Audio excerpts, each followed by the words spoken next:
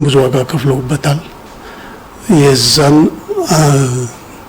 አስከፊ የታሪክ ሂደት ድምዳሜ እና አዲስ ብርሃን ያፈነጠቀበት መድረክ ስለሆነ በኢትዮጵያ ታሪክ አዲስ ምዕራፍ የከፈተ ከመሰረቱ ከቅድሚያ ከነበሩበት ኳሊቴቲቭሊ በአይነቱ የተለየ አዲስ ምዕራፍ የተከፈተበት መድረክ ነው ብዬ አያለሁኝ። እኔም ከዚህ አኳያ ግንቦት 20 ድል እናሳካቸዋለን ብለን ግን ሳይሳኩ የቀሩ የሚለው ይሄ እንግዲህ የታሪክ ሂደት ነው፣ የህብረተሰብ ግንባታ ነው፣ የስርዓት ግንባታ ነው። ጀምረናል እንጂ እዚህ ቆይተናል እዚህ ደርሷል የሚባል አይደለም። የግንቦት 20 ድሎች ያስቀመጧቸው ግቦች የረጅም ጊዜ ግቦች ናቸው። ኢትዮጵያን የበለጸገች ኢትዮጵያ በዲሞክራሲያዊ ስርዓት የዲሞክራሲያዊ ስርዓት የነገሰባት የሁሉም የዜጎች ሴኩሪቲ አስተማማኝ ኑሮ የሚመሰረቱባት የበለጸገች ኢትዮጵያ በሳይንስ በቴክኖሎጂ መጥቃ የሄደች ካለማደጉት ከሚባሉት ህዝቦች ጋር ተደላድላ የምትኖርበት ሁኔታና ስርዓት መፍጠር የሚለው ነው። ይሄን አስረው ይዘው ይሄን ለማድረግ አስረው የነበሩ ኋላ ቀር ኃይሎችን የማስወገድ ትግል ነው የተካሄደው። የመጀመሪያው ምዕራፍ በዛው ተዘግቷል። ከዚህ ቀጥሎ ግን የበለጸገች በዲሞክራሲያዊ ስርዓት የነገሰባት ሀገር በብዝሃነት ላይ የተመሰረተ እኩልነትና የዜጎች በአጠቃላይ ሰብአዊ ዲሞክራሲያዊ መብታቸውና የህይወታቸው የሚለወጥበት ብለን ያስቀመጥናቸው ናቸው። እንግዲህ ጉዞ ላይ ይሄ የአንድ ትውልድ ጉዞ አይደለም። የአንድ ትውልድ አመታት አልፈናል። በዚሁ ጊዜ መከናወን የነበረባቸው የተከናወኑ አሉ። እነዚህ ብቻ መከናወን ነበረባቸው ብሎ የሚታይ ነገር አይደለም። አሁን ያለው ሁኔታ ራሱ መስካሪ ነው። ወደኋላ የኋሊት ጉዞ የተጀመረበትና ትሩፋቶቹ ራሳቸው ከፍተኛ ፈተና የተጋረጠበት ሁኔታ ላይ ነው ያለነው። አገሪቱ ወዴት ነው እየሄደችበት ያለችው? አቅጣጫውን እንኳን ደፍሮ ለማስቀመጥ የማይቻልበት ሁኔታ ላይ ስላለን በጣም ቋፍ ላይ ወርመንታ መንገድ ላይ አለን የሚባልበት ሁኔታ ወደዛ ነው አሁን እየሄደችበት ያለችው አገሪቱ። ወደዛ ከሄድ ወደማንመለስበት ቁልቁል ሄደን እንደገና እስካሁን በ27 ዓመታት ያስመዘገብናቸው የኢኮኖሚ ፈጣን እድገት፣ የዲሞክራሲያዊ ስርዓት ግንባታ፣ የዲፕሎማሲው ግንኙነቱ በሁሉም ዘርፍ በሰብአዊ በሶሻል ግንባታ በሁሉም የሄድንባቸውን ያገኘናቸውን እስካሁን የደረስንበትንም ከእጃችን አምልጦ እንደገና ወደ ከፋ ሁኔታ ላይ እንጓዝ እንደምንችል ያለውና የቀሩም በጣም በርካታ ናቸው፣ ብዙዎች ናቸው። ይሄ ትውልድ ሰርቶት ሊያልፍ ካስቀመጣቸው አኳያ ግን ብዙ ተሰርተዋል ብዬ አምናለሁ። እንደው ምናልባትም በዓለም አቀፍ የሙያተኞች እየተገለጹ የሚገኙ በተለይ ደግሞ ኢትዮጵያ በዋናነት አደረገቻቸው ያሳካቻቸው የሚባሉ አንዱ በሚሊተሪ ሳይንስ የዳበረ ወታደር ወይ ደግሞ መከላከያ ሰራዊት እንዳላት ይጠቀሳል። ከዚህ ጋር ተያይዞ እንግዲህ በተለያዩ ሰላም ማስከበር ሂደቶች ከሩዋንዳ ጀምሮ እስከ አብያ ያለው ማለት ነው የነበረው አስተዋጽኦ ከፍተኛ እንደሆነ ይነገርለታል። እንደው የዚህ ሚስጥር ምንድን ነው የምንለው? እስኪ አቶ ጌታቸው ደርሶ በመጀመሪያ ደረጃ ይህን ጥያቄ እንኳን አምባሳደር ስዩም ቢመልሰው ነበር የሚሻለው። ምክንያቱም የውጭ ጉዳይ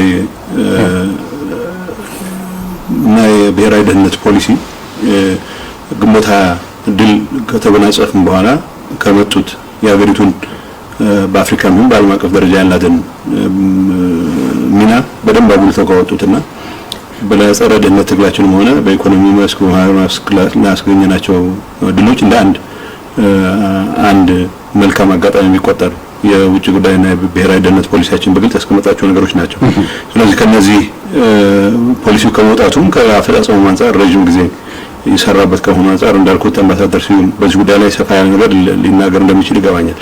ግንቦት 20 ስርዓት ለውጥ አመጣ ሲባል ያስተሳሰብ ለውጥ ቀደም እንዳልኩት ውጭ ጉዳይና ብሔራዊ ደህንነት ፖሊሲያችን በግልጽ የሚያስቀምጠው ኢትዮጵያን ለደህንነት ለሰላም እጦት ለችግር ለዘመናት የዳረጉ ነገሮች በሁለት ካቴጎሪ የሚያስቀምጣቸው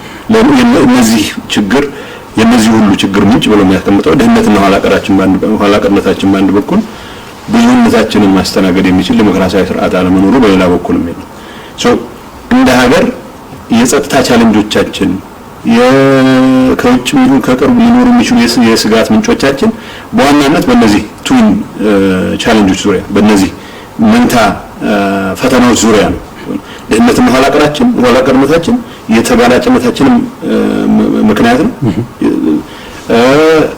ብዙነታችንን የሚያስተናግድ ዲሞክራሲያዊ ስርዓት አለመኖሩ እዚያ ነው ያክል ነው ስለዚህ ሀገር ውስጥ ሊኖሩ የሚችሉ ግጭቶች የውጭ ኃይሎች በእኛ ጉዳይ ላይ ሊኖራቸው ይችል የነበረው ጣልቃ ገብነት በዋናነት በእነዚህ ሁለት መንታ ፈተናዎች ዙሪያ የሚፈጠሩ ናቸው የሚል ክላሪቲ ነው የተፈጠረው የስርዓት ለውጥ ከዚህ ነው የሚጀምረው የኢትዮጵያ ጠላቶች ታሪካዊ የሚባሉ ገሌ የሚባሉ በስም የሚዘረዘሩ ጠላቶች ሳይሆኑ በዋናነት እነዚህን መነሻቸውን መድረሻቸውን በዋናነት ሀገር ውስጥ የሆኑ መንታ ፈተናዎች የመጋፈጥና ያለመጋፈጥ ጉዳይ ነው የውጭ ጉዳይና ብሔራዊ ደህንነት ፖሊሲው እርግጥ ከህገ መንግስቱ የሚቀዳ ነው የግንቦት 20 ትልቅ ትሩፋት ተብሎ መቀመጥ ያለበት ህገ መንግስቱ ነው የህገ መንግስታዊ ስርዓት ቅድም ያለውን ለኢትዮጵያውያን የዘመናት እርስ በርስ መተላለቅ በጠላት በተደጋጋሚ መጠቃት ምንጭ ሊሆኑ ይችላሉ ተብሎ በግልጽ የተቀመጡት እነዚህ ድህነትና ኋላቀርነት ባንድ ወገን ብዙነታችንን የሚያስተናግድ ዲሞክራሲያዊ ስርዓት አለመኖር በሌላ ወገን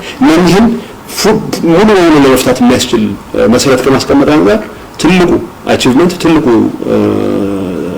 ሰክሰስ ተደርጎ የሚወሰደው ህገ መንግስቱ ነው ከህገ መንግስቱ የሚቀዱት በርካታ ፖሊሲዎች በልማት በኢኮኖሚ እድገት ውስጥ ያስመዘገባቸው ድሎች አንድ ማሳያ ሊሆን የሚችለው እንዳልኩት የውጭ ጉዳይና የብሔራዊ ደህንነት ፖሊሲያችን ነው የውጭ ጉዳይና የብሔራዊ ደህንነት ፖሊሲያችን የስጋት ምንጮቻችንን በዋናነት ሀገር ውስጥ ካሉብን ድክመቶች ነው ይመነጫሉ ብሎ የሚያምኑ ስለዚህ እነዚህን አድረስ ለማድረግ እነዚህን ለመፍታት የምናደርጋቸው እንቅስቃሴዎች እዛው ሳለ በአካባቢ ውስጥ ያለ በአካባቢው በአፍሪካ ቢሆን በመካከለኛው ምስራቅ በዓለም ደረጃ ያለንን ሚናም ዲፋይን ያደርግ የሚሄድ እንደሆነ በግልጽ ያስቀመጠ ነው መንግስት ደህንነትና ኋላቀርነት ለመፍታት በማህበራዊ ዘርፍ የኢኮኖሚ ዘርፍ ቀርጾ የሰራቸው በርካታ ፖሊሲዎች አሉ እነዛ ፖሊሲዎች ውጤታማ ሆነው በእርግጥም ኢትዮጵያ ከድህነት ፖስተር ቻይልድነት ከረሃብ ፖስተር ቻይልድነት ከረሃብ ምሳሌነት ፈጣን ኢኮኖሚ እድገት እያስመዘገቡ ካሉ ሀገራት ተርታ መመደብ ችላለች በመከላከያ ዘርፍም ቢሆን በዋናነት ትኩረት ማድረግ ያለብን የሀገር ውስጥ ችግሮቻችንን ለግጭት ምክንያት ሊሆኑ የሚችሉ ለእርስ በርስ መባላት ምክንያት ሊሆኑ የሚችሉ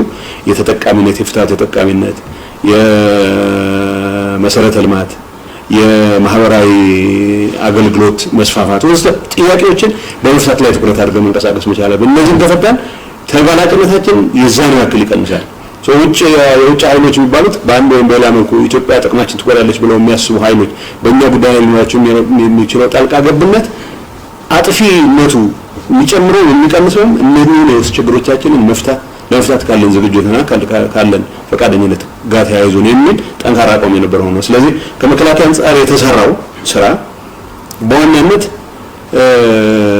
ጠላቶች አሉንና እነሱን ለማንበርከክ በሚል ፖስቸሪንግ ሳይሆን ዋናው ጠላታችን ድህነት ነው ዋናው ጠላታችን ኋላቀርነት ነው ዋናው ጠላታችን ብዙነታችንን ማስተናገድ የሚያስችል ዲሞክራሲያዊ ስርዓት አለመኖር ነው በዚህ ላይ ተመስርተን የምንገነባው ሰራዊትም የህዝባችንን አስፒሬሽን በደንብ የሚያንጸባርቅ የህዝባችንን ፍላጎት በደንብ የሚያንጸባርቅ የህዝባችን ብዙሃነት በደንብ የሚያንጸባርቅ የዛን ያክል ደግሞ ዋናው ስራው ኢኮኖሚውን እየበላ ኢማጂነሪ ጠላት ከውጭ ሲመጣ ታንክና መድፍ ይዞ መከላከል ሳይሆን ያለውን ጠመንጃ መያዝ እንደተጠበቀው ነው አገር ውስጥ የሚኖርን ማንኛውም የግጭትና የመጠፋፋት ምክንያቶችን ለማስወገድ በሚደረገው እንቅስቃሴ ውስጥ ዘብ ሆኖ የልማትና የሌሎች እንቅስቃሴዎቻችንን በደንብ በሙሉ ትኩረት መስራት የሚያስችል ሁኔታ የሚፈጠር ነው በአካባቢ ውስጥ ከዛ በኋላ የተፈጠረው ነገር የኛ መልማት የሚያሰጋቸው የነበሩ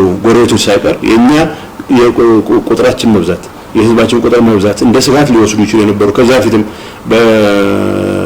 ከዛ ፊት ከግንቦት 20 በፊት በነበረው ስርዓትም አንዱን የተነፋ ጎማ አስተነፍሳለሁ፣ አንዱን ይሄን እናደርጋለሁ፣ ሚሳኤል አምርቼ ይሄን እናደርጋለሁ የሚል በሊጀረንት የሆነ አካሄድ ሳይሆን በዋናነት እኛ መልማታችን ከትልቅ ገበያ ከመሆናችን አንፃር መልካም አጋጣሚ ነው ብሎ የሚያምኑ ጎረቤቶች መፍጠር በመቻላችን ለመስፋት ለማድረግ ባደረገው እንቅስቃሴ ገበያ እንፈልጋለን፣ መንገድ እንሰራለን፣ ኢንፍራስትራክቸር ያስፈልገናል፣ ወደቦች ያስፈልጉናል። እነዚህን ለማሳካት በተደረጉ እንቅስቃሴዎች ተሰሚነታችን እየጨመረ ግን ደግሞ ለተባለ መከላከያ ኃይላችን ዋናው የትኩረት አቅጣጫው እነዚህን ጎረቤቶች ፖቴንሻል ወዳጆች መሆን የነበረባቸውን ጎረቤቶችና ራቅ ያሉ እንትኖች ሊወሩ ይችላሉ የሚል የተለየ ፓራኖያ ውስጥ ገብቶ መንቀሳቀስ ሳይሆን በዋናነት ለኢኮኖሚ እድገቱ አስቻይ የሚባሉ ሁኔታዎችን መፍጠር ላይ ትኩረት ያደረገው ይሄን ማድረግ መቻላችን ወዳጆቻችንን ጨምረናል። አዲስም ታዲያ ወዳጆቻችን ችግር ውስጥ ሲገቡ ጎረቤቶቻችን ችግር ውስጥ ሲገቡ ምናልባት በሰላም ማስጠበቅ ታሪክ ልዩ ሊባል የሚችል በአንድ ጎረቤት ሀገር ጉዳይ ላይ ሙሉ ኃላፊነት ለአንድ ጎረቤት ሀገር የተሰጠበት ለምሳሌ አብይን ሁኔታ ወሰደን እንደሆነ በሌሎችም የሰላም ማስጠበቅ እንቅስቃሴዎች ጉልህ ሚና ለመጫወት ይችላል። ዋናው በመከላከያ ውስጥ መከላከያን ለመገንባት የተደረገው ጥረት ወደድንም ጠላንም ቀደም እንዳልኩት የኢኮኖሚ እድገት ፖሊሲዎቻችን ለኢኮኖሚ እድገት ተብሎ የማህበራዊ እድገት ብለን ያመጣናቸው ፖሊሲዎች ከውጭ ጉዳይ ላይ ያሉት ፖሊሲዎችም ያላቸው ኢንተርፌስ በጣም የሚገርም ነው። ኢንተርፌሱ አሁንም ቢሆን ሁሉም ፖሊሲዎቻችን ትኩረት የሚያደርጉት እነዚህን መንታ ፈተናዎች የሚባሉት ድህነትንና ኋላ ቀርነትን በአንድ በኩል ብዙዎችን ማስተናገድ የሚያስችል ዲሞክራሲያዊ ስርዓት አለመኖርን በሌላ በኩል አድረስ ለማድረግ በምናደርጋቸው ጥረቶች የሚወሰኑ ናቸው የሚል ነው። የዛ ውጤትም ጭምር ነው።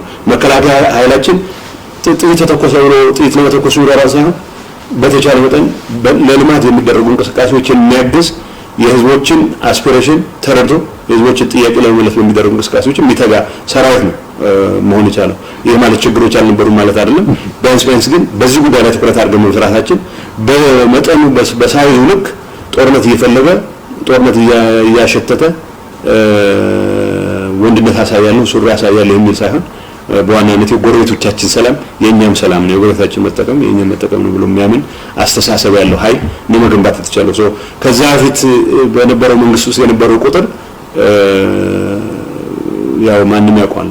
በመቶ ሺዎች ምናልባትም በሚሊዮኖች የሚቆጠሩ ሰራዊት ተይዞ የሀገሪቱንም ደህንነት የሀገሪቱንም ሰላም ማስጠበቅ ያልተቻለበት ሁኔታ የነበረው የዛን ፍራክሽን ገንብተን ግን የሀገሪቱን ሰላም በአስተማማኝ ሁኔታ መጠበቅ የተቻለበት ሁኔታ መፍጠር የተቻለው በዋናነት የብሔራዊ ደህንነትም ሆነ መከላከያ የውጭ ደህንነት የውጭ ግንኙነት ፖሊሲያችን የልማት ፖሊሲያችን ህገ መንግስቱ ካስቀመጠው የህዝቦች አስፒሬሽን መመለስ የህዝቦችን ፍላጎት የማሟላት የኢትዮጵያን መንታ ፈተናዎች የመፍታት አካሄድ ጋር ኮንሲስተንት ሆኖ ሄደ አካሄድ ስለተከተልን የሚል ነገር ማንሳት ይቻላል። ጥሩ አምባሳደር ደርሶ ለመለስ እስኪ እንደው ቀደም ሲል እንግዲህ ለማንሳት ሞክረን በተለይ በዲፕሎማሲው ረገድ ኢትዮጵያ ካሁን በፊት የነበራት ሮል ምን እንደሚመስል ዓለም የመሰከረበት ሁኔታዎች ማየት እንችላለን። በተለይም ደግሞ ከራሱ አልፋ የአፍሪካ ልሳን ብሎም በተለያዩ ዓለም አቀፍ መድረኮች የምታይበት ሁኔታዎች አሉ። ለዚህም ለምሳሌ ማሳየት እንችላለን G8 G20 እንዲሁም ደግሞ ኢጋድ ራሱን ችሎ እንዲቆም ከማድረግ አንፃርም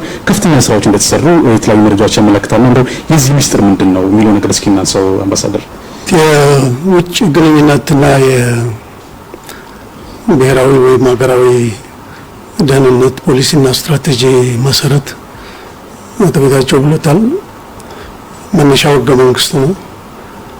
መነሻው በግንቦት 20 ድል ከተቀዳጀናቸው ትሩፋቶች አንዱ ነው ብሎ መውሰድ ተገቢ ይሆናል። በ27 ዓመታት የተከናወኑ የውጭ ግንኙነት እና የብሔራዊ ደህንነት ፖሊሲና ስትራቴጂዎች ምን አስገኙልን፣ ምን ላይ ነበር ድሉ ጎልቶ የሚታየው፣ ጥረቶች ከነበሩት በየት አካባቢ ነው ብሎ ለማየት ትንሽ ወደ ኋላ መለስ ብሎ ማመዛዘንን ይጠይቃል፣ ማስተያየትን ይጠይቃል። አንድ ጥሩ ሪሰርች ያደረገ ጽሁፍ አይቻለሁ። በስም ብቻ ነው የማውቀው በጽሁፍ ስሙ ሰሎሞን ዲባባ ይላል። የኢትዮጵያ የውጭ ግንኙነት ፖሊሲ ከመጀመሪያ አፄ ኃይለ ሥላሴ ንጉሠ ነገሥት ተብሎ ኢትዮጵያን ንጉሠ ነገሥት ኢምፓየር ውስጥ ከተረከቡ በኋላ እስከ መንግስታቸውና ራሳቸው ከተወገዱበት እስከ 74 በፈረንጆች ወይም በእኛ በ67 መጀመሪያ ላይ ምን ነበር ብሎ ያስቀምጣል። ከዛ በኋላ ደግሞ በደርግ ጊዜ ከ74 ጀምሮ እስከ 83 ከ83 በኋላ ያለው ምን ነበር ብሎ ለይቶ ያስቀምጣቸዋል። ዋይት ሪቪሊንግ በጣም አጭር ነው ግን ቴሊንግ ነው፣ የቁልጭ አድርጎ የሚያስቀምጥ ነው ብሎ መውሰድ ይቻላል። በአፄው ጊዜ በንጉሠ ነገሥቱ ጊዜ የነበረው ኢትዮጵያ የውጭ ግንኙነት የምትመራባት ፖሊሲዋ ሰነዷ አልነበረም። ሰነድ የሚባል ውጭ ጉዳይ ፕራክቲሽነሮች፣ ዲፕሎማቶች የሚመሩበት ምንም አልነበራቸው። የሚመራው ንጉሱ በዓለም አቀፍ መድረኮች፣ በአካባቢ መድረኮች፣ በኢትዮጵያ አበይት በዓላት ወጥተው የሚናገሯቸውን የሚያሰሟቸውን መግለጫዎች እነዛ ይሰባሰቡና በአመታቱ ቅጽ 1 ቅጽ 2 ቅጽ 3 እየተባሉ በአመታቱ ክሮኖሎጂካሊ ተዘጋጅተው እነሱ ናቸው የውጭ ግንኙነት መመሪያ ፖሊሲና ሰነዶች ተብሎ የሚገኙት። ከዚህ ውጭ ምንም አልነበሩም። ለማንኛውም የፖሊሲያቸው መነሻ በሙሉ በንጉሠ ነገሥቱ ታላቅነት እና አስተዋይነት፣ ተቀባይነት፣ ካሪዝማቲክ በሳቸው ላይ የተገነባ ነው። የውጭ ግንኙነት ዲፕሎማቶች ሁለተኛ ጸሐፊ፣ አንደኛ ጸሐፊ ሳይቀር በሳቸው ነው የሚመደው። ራሳቸው ብቻ ናቸው የሚመደቡት። የውጭ ግንኙነቱ በአብዛኛው ጊዜ በሳቸው የሚካሄድ ነው። ዲፕሎማቶች ሙያተኞች ተብለው ተገንብተው ተምረው የሚመደቡበት አይደለም። ራሳቸው የመኳንንቶቹ ከየት ያሉ ወደ ውጭ መሄድ ያለበት ማን ነው ተብሎ ለራሳቸው የሚሆኑ የራሳቸው መኳንንቶች የሚመደቡበት ሁኔታ ነው የነበረው። በዚህ ነው የሄደው። ሰው የውጭ ግንኙነት ፖሊሲው ታላቁ መሪ ንጉሠ ነገሥቱ የእሳቸውን ኢሜጅና የእሳቸውን ገጽታ የእሳቸውን ክብር ላይ የተመሰረተ ነው። አገሪቱም የኃይለ ሥላሴ ኢትዮጵያ ነው እንጂ የኢትዮጵያ ኃይለ ሥላሴ ተብሎ የሚጠራበት አይደለም የነበረ። he owns the country የእሱና የእሳቸው ናት። ስለዚህ የኃይለ ሥላሴ ኢትዮጵያ ይሄን እያደረገች ነው ተብሎ የሚታይበት የአይነት ከበሬታ የነበራቸው ነው። በዚህ ነው የሚለካው መነሻው። ይሄ ሆኖ ግን በአገሪቱ ሉዓላዊነት በአገሪቱ ውጭ ግንኙነት ምን ሰርተዋል የሚባለው የሚያኮሩ የተሰሩ አሉ። በአብዛኛው ጊዜ የውስጥ ሁኔታችንን አይተን የውስጥ ሁኔታችንን ለመፍታት የውስጥ ችግሮቻችንን ለመፍታት ያልተቃኘ የውጭ ግንኙነት ይሄ ግንኙነት ነው የሚሆነው። በአብዛኛው በኮሌክቲቭ ሴኩሪቲ ላይ በጦር ግንባታ ላይ በምን ላይ አትኩረው ሲሰሩበት የነበረ ነው በአብዛኛው የውጭ ግንኙነቱ ብሎ መውሰድ ይቻላል። ነን አላይንድ ሙቭመንት ላይ አፍሪካ አንድነት ድርጅት ምስረታ ላይ እነዚህ ኮሌክቲቭ ሴኩሪቲ ይሰጣሉ በሚባሉት ዋናው ቅኝቷ ያን ያስመለከተ ነው የነበረው። በደርግ ጊዜ ዓለም አቀፋዊነት መሰረት ያደረገ ነው። የኢትዮጵያ ሁኔታ ይሄ ነው ያለው፣ የኢትዮጵያ ጥቅም ይሄ ነው፣ ብሔራዊ ጥቅሟ ይሄ ነው፣ የህዝቦቹ ፍላጎት ይሄ ነው፣ የሀገሪቷ ፍላጎት ይሄ ነው። ስለዚህ ይህን መሰረት ያደረገ የውጭ ግንኙነትን ቀርጻለን ብለው የተነሱበት አልነበረም። ዓለም አቀፋዊነትን ተግባራዊ ለማድረግ የዓለም አቀፋዊነት ማዕከሉ ሶቪየት ህብረት ማዕከሉ እሱ ነው። ስለዚህ እሱ በሚያወጣቸው እቅዶች የእሱን ስትራቴጂዎች በሀገርህ ውስጥ ማስተግበር አለብህ፣ መተግበር አለብህ። ይህንን ዋና እንደ ገዥ መነሻ አድርገው የሄዱበት ነው። በደርግ ጊዜም የውጭ ግንኙነት ፖሊሲ ሰነድ አዘጋጅተው የተውት የለም። መጨረሻ ላይ 1 ዓመት 2 ዓመት የደርግ እድሜ መገባደጃ ላይ ሲቀር በውጭ ጉዳይ የተገኘ ሰነድ አለ። በአብዛኛው የአካባቢውን ሁኔታ እና የዓለም ሁኔታን ይገመግማል። ግን በድብቅ ከ10 ጥራዝ በላይ የታተማል ነበር። እነዚህ በመሪዎቹ እጅ ብቻ ነው የሚገኘው።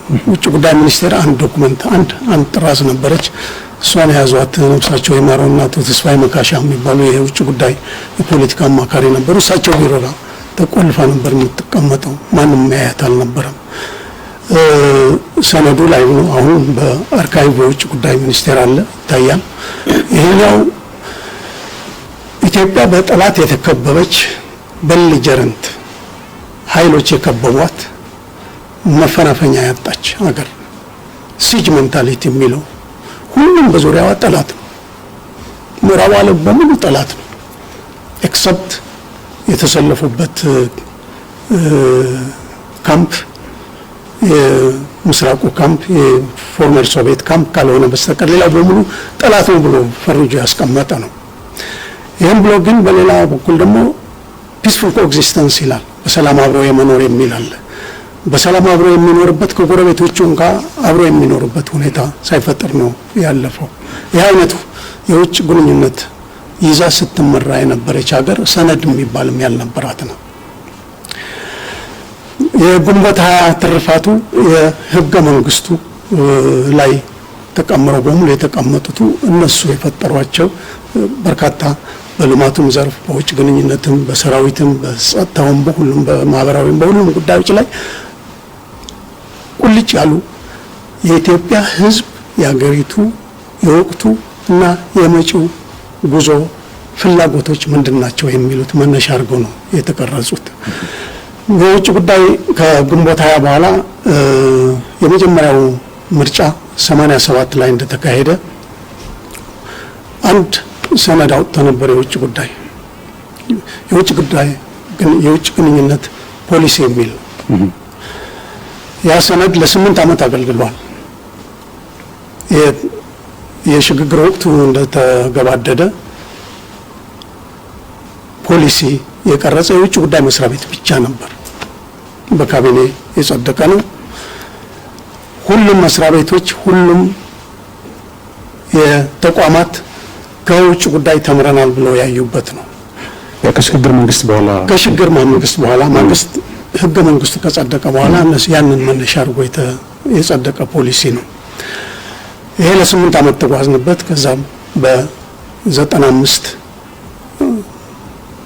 ወደ መስከረም ጥቅምት አካባቢ ደግሞ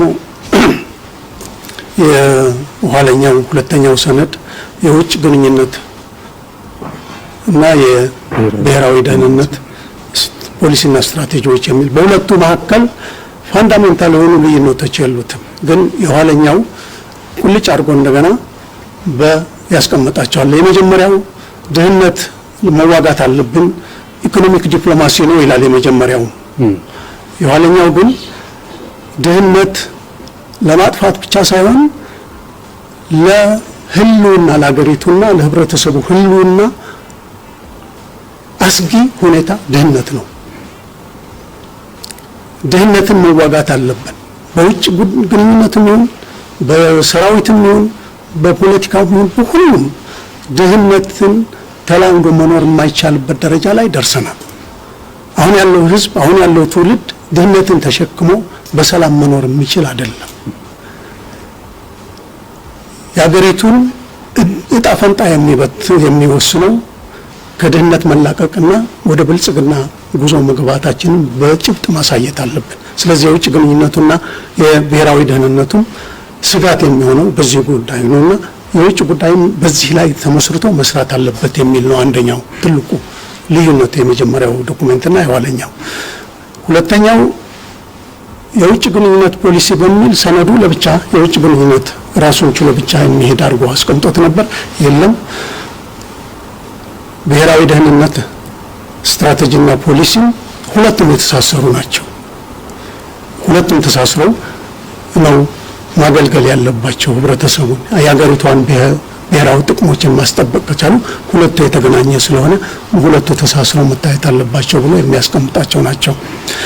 ሌላኛው በሰነዱ ይበልጥ ግልጽ የሚያደርግልን ምን ተሰርተዋል የሚለው መነሻዎቹ የውጭ ግንኙነት ፖሊሲ እና የብሔራዊ ደህንነት ፖሊሲና ስትራቴጂ መነሻዎቹ ምንድናቸው የሚል ሶስት ነገሮች ያስቀምጣቸዋል በሰነዱ። አንደኛው ልማት እና ዴሞክራሲያዊ ስርዓት ግንባታ ይላል። ሁለቱ ተነጣጥለው የሚሄዱ አይደሉም ብሎ የሚያምነው መሰረቱ መነሻዎቹ ከመነሻዎቹ የቅድሚያው ይሄኛው ነው። ልማት ድህነትን አሸንፎ ልማት ማረጋገጥ፣ ዴሞክራሲያዊ ስርዓት መገንባት፣ ብዝሃነት ላይ የተመሰረተ አንድነት መመስረት አለብን። ዴሞክራሲያዊ ስርዓት ስንል የቡድኖችም የዜጎችም መብት መከበር ያለበት ይህንን የሚያከብር ብዝሃነትን የተቀበለ ዴሞክራሲያዊ ስርዓት መገንባት አለብን። በዚህ ላይ አንዱ መነሻ የውጭ ግንኙነትና የደህንነት ፖሊሲና ስትራቴጂው ይህን መሰረት አድርጎ ነው የተነሳው። ሁለተኛው በታሪክ አሻራዎች ያስመዘገበቻቸው አገሪቱና ህዝቦቿ ምንድናቸው የሚሉት ምንመካባቸው አሻራዎች አሉ። የራሳችን ስልጣኔ የራሳችን በብዙ መንገድ የሚገለጡ በቋንቋ በፊደል በምን በማንም የውጭ ገዢ የውጭ የባዕድ ገዢነት ላይ ያልወደቀች ሀገር ያልተንበረከከች ሀገር ነፃነቷንና ሉዓላዊነቷን አስከብራ የሄደች ሀገር እነዚህ የመሳሰሉት የአክሱም የላሊበላ የብዙ ጥበቦች ባለቤት የሆነ ህብረተሰብ የነበረ ነው። ይህን እንመካበታለን። ይሄ አሻራችን ነው። ሆኖም ግን ይህን ከዚህ ተነስተን እኛስ ምን እንስራ የሚለው ካሁኑ ጀምሮ ወደፊት ያለው ትውልድ የራሱን የሚመካበት ማምጣት አለበት። በዚህ እየተኩራሩ መኖር አይቻልም። እነሱ አባቶቻችን እናቶቻችን ቀድሞ አያቶቻችን ይህን ሰርተው አስረክበውናል። የዚህ ቅርስ ባለቤት ሆነናል። የእነዚህ አሻራዎች ባለቤት ሆነናል። ግን በእነዚህ የተመካን መኖር አንችልም። ዛሬ የሚያስፈልጉን ነገሮች አሉ። ድህነትን መጠየፍ ያለበት ዜጋ መፈጠር አለበት። ድህነትን ለማሸነፍ የሚችለው ድህነትን ተጠይፎ በስራ ተግቶ የሚነሳ ከሆነ ነው። ስለዚህ ይሄ እንደ ሌላው ሁለተኛው መነሻ ይሄ መሆን አለበት። እኛም ቁጭት የሚያድርበት የሚናደድ አንገታችንን ያሰበረን ይሄ ድህነትን ማሸነፍ አለብን። ባሻራዎቻችን እንቆራለን፣ እነሱን ይዘን እንሄዳለን። መሰረቶቻችን ናቸው፣ አንጥላቸውም። ግን የራሳችን ታሪክ መስራት አለብን ብሎ የሚያይ እልህና ቁጭት የሚሰንቅ ትውልድ ይዞ መምጣት አለበት የሚለው ሁለተኛው ይሄ ይሆናል። ሶስተኛው አስተማማኝ ሰላም ነው። እንግዲህ እነዚህን ሁሉ ለማድረግ አስተማማኝ ሰላም መኖር አለበት። ከሁሉም ጋር አብሮ መስራት የሚያስችለን ሁኔታ ማየት አለብን ብለን ነው። እነዚህን መሰረት አድርጎ የተቀረጸ ፖሊሲ ሰነድ ተይዞ ነው የተካሄደው። ስትራቴጂዎቹ ውስጥ አልገባም። እነዚህን እንዴት እነዚህን መነሻዎች ተግባራዊ ለማድረግ ምን ይዘን እንሄዳለን የሚለው እናያለን። ሰላምና ግሎባላይዜሽን ደግሞ አብሮ ነው የሚያያቸውና የግሎባላይዜሽን ሁኔታም አሁን ወደድንም ጠላንም በሀገራችንም የዓለም ህብረተሰብ አካል ስለሆነ ግሎባላይዜሽን እንደመነሻ አድርጎ እነዚህን አድርጎ ነው የሚሄደው ፖሊሲው። ይህን አድርገን በመነሳት መጀመሪያ የቅርብ ሩቅ ወይም የቅርብ ውጭ የሚባሉት ጎረቤቶቻችን ናቸው። እንዴት ያዩን ነበር? በደርግ ጊዜ በአፄው ጊዜ ከጎረቤቶቻችን የነበረን ግንኙነት ምን ይመስል ነበር? ከግንቦት 20 በኋላ ምን ተፈጠረ? ሲሰጉት የነበረ አገር ቡሊ ነው፣ ያፈርሰናል፣ ይወረናል፣ ግጭት ላይ 360 በሙሉ በግጭትና በሲጅ ሜንታሊቲ ላይ የነበረው ይህም በሙሉ ተገፎ ነው የሄደው። የሶማሌ ህዝብ አበሻ መጣብህ ከተባለ ህፃናት ይሸሻሉ፣ እናቶች ይሸሻሉ። የሚበላህ የሚባል አውሬ አድርገው ነበር የሚወስዱት። አማራ መጣብህ ከተባለ ሞንስተር ከተራራ ወርዶ የሚያጠፋቸው ዘር የመጣ ነበር የሚመስላቸው። ይሄን የፈጠሩት የሞቃዲሾ ስርዓት፣ የአዲስ አበባ ስርዓት ለብዙ አመታት የፈጠሩት ይሄ ነው የነበረው። ሶማሊያ መንግስት አልባ ብሔረ መንግስት አልባ ሆኖ ስቴት አልባ ሆኖ በፈረሰ ጊዜ ከየት ወጣችሁ ሳይባል የተቀበላቸው ኢትዮጵያ ህዝብ ሙካምፕ ግቡ ከተማ አትገቡ ታሰሩ ተፈቱ ሳይላቸው በሙሉ በችግራችን ጊዜ እንደደረሱሉ እኛም በችግራቸው ጊዜ ወንድሞቻችን ናቸው እህቶቻችን ናቸው ብሎ ያስተናገዳቸው አይነ ይሄ ከስረ መሰረቱ ሰዓቶቹ የፈጠሩት እንጂ የሁለቱም ህዝቦች ፍላጎት አንድ ሰላም ልማት እድገት መሆኑን ያዩበት ሁኔታ ነው። የሶማሊያና የኢትዮጵያ ህዝቦች አሁን ያላቸው በመሐከላቸው ላይ ያለ ግንኙነትና መተማመን ከማንም በላይ ይሄዳል። ከጅቡቲ ጋር ተመሳሳይ ነው። ከሱዳን ጋር እንደዚሁ ተመሳሳይ ነው። ኢትዮጵያና ሱዳን መንግስታቱ የሚናቆሩ መንግስታት ነው የነበሩት። ከግንቦት 20 በኋላ በሱዳንና በኢትዮጵያ መካከል የተፈጠረው መግባባት በህዝቦቹ መካከል በመንግስታቱ መካከል ምን እንደነበረ ምናየው ነው። አክሮስ ከመካከለኛው ምስራቅ ጋር አንዱ በሌላው ላይ የሚዶልትና እንደ ጠላትነት የሚታይ ሳይሆን በቋንቋ በሃይማኖት ምን ሳይሆን ኢትዮጵያ የሁሉም ሃይማኖቶች ውቅያኖስ እንጂ የአንዱ ሃይማኖት ደሴት ስላልሆነች ግን ያ አድርገው ያዩ ስለነበረ በሩ ተከፍቶ ከሁሉም ጋር የጋራ ትብብር የጀመርንበት ነው። የቅርባችንን ስናይ ይሄ አይነት ነው። ከነዚህ ጋር ሰላም ሳንፈጥር ከሩቅ ጋር እንተባበራለን ብለን ብናይ ህልም ሆኖ ነው የሚቀረው። የውስጥ ችግራችን መጀመሪያ ቀጥሎ ከአካባቢያችን ያለው ሰው የውስጣችንን ብዝሃነት ላይ የተመሰረተ አንድነትን መሰረታለን። የህዝቦችን የቋንቋ የማንነት የታሪክ በራሳቸው የመተዳደር ሁሉም መብታቸው ከተረጋገጠ ከሌሎችም ጋር ማየት ያለብን ይሄው ነው። ይሄን በአገራችን ካረጋገጥን በጎረቤቶቻችን ጋር እንደዚሁ መረጋገጥ እንዳለበት ስለምናምን በአገራችን ዴሞክራት ከጎረቤቶቻችን ግን ጠረኞች ልንሆን አንችልም። በአገራችን ዴሞክራት ከሆነ ከሌላውም ጋር ዴሞክራት ስርዓት የጋራ ፍላጎት የጋራ መቻቻልን እንፈጥራለን ብለን ነው። ስለዚህ አካባቢው በሙሉ መዋሃድ አለበት። በኢኮኖሚ በማህበራዊ በፖለቲካ በሁሉም ግንኙነቱ መስፋት አለበት። የህዝብ ለህዝብ ግንኙነቱ የመንግስት ለመንግስት ግንኙነቱ የጋራ ገበያ የጋራ ትልቅ ገበያ መመስረት አለብን። የጋራ እድገት ማምጣት አለብን። የጋራ ሰላም መያዝ አለብን ብሎ የተሰራበት ነው። ሁሉም በላይ ራቆ ሄዶ በውጭ ይሄን ሰርተናል ብቻ ሳይሆን በአፍሪካ ቀንድ ምን ሰርተን ነበር ምን ሁኔታ ተፈጥሮ ነበር የሚለውን ነው ማየት። ለዚህ ነው ኢትዮጵያ ከሱዳን ጋር የሚያገናኘን የቴሌኮምና የኤሌክትሪሲቲ የመንገድ ካርቱም አዲስ አበባ የአስፋልት መንገድ የተዘረጋው። በዋጋ ካልሆነ በስተቀር እያቋረጡ ማሳዎችን እያቋረጡ የሚከድበት ካልሆነ በስተቀር ይሄ ነው የሚባል ሱዳንና ኢትዮጵያ የሚያገናኝ መንገድ ኖሮ አያውቅም። ከኬንያ ጋር የነበረን ግንኙነት የኢትዮጵያ ሄደና ሞያሌ ላይ ያቆማል። የኬንያ ይመጣና ማርሳ ቤት ላይ ያቆማል። አይሄድም አይመጣም ወደ ድንበር እንዳይመጡበት ችግር እንዳይመጣበት ሆን ብሎ 400 ኪሎ ሜትር አስፋልት እንዳይሆን ቆርጠው የተውት ነበር ኬንያ። ይሄን ለማሰራት በጋራ አውሮፓ ህብረትን አግኝተን ይሄን መንገድ ለመቋጨት እና ለማገናኘት የተሞከረ። ከደቡብ ሱዳን እንደዚሁ ነው። ከጅቡቲ ጋር ምን አድርገናል እንደ ተአምር የሚታይ ነው። ከጅቡቲ ጋር የተሳሰርንበት በሁሉ ከሶማሊያ ጋር እንዳጋጣሚ ሆነና ስርዓት አልባት ነገሰ። ሶማሊያ በተለያዩ ችግሮች በፖለቲካ ችግሮች ምክንያት አሁን ያለችበት ሁኔታ የምናውቀው ነው።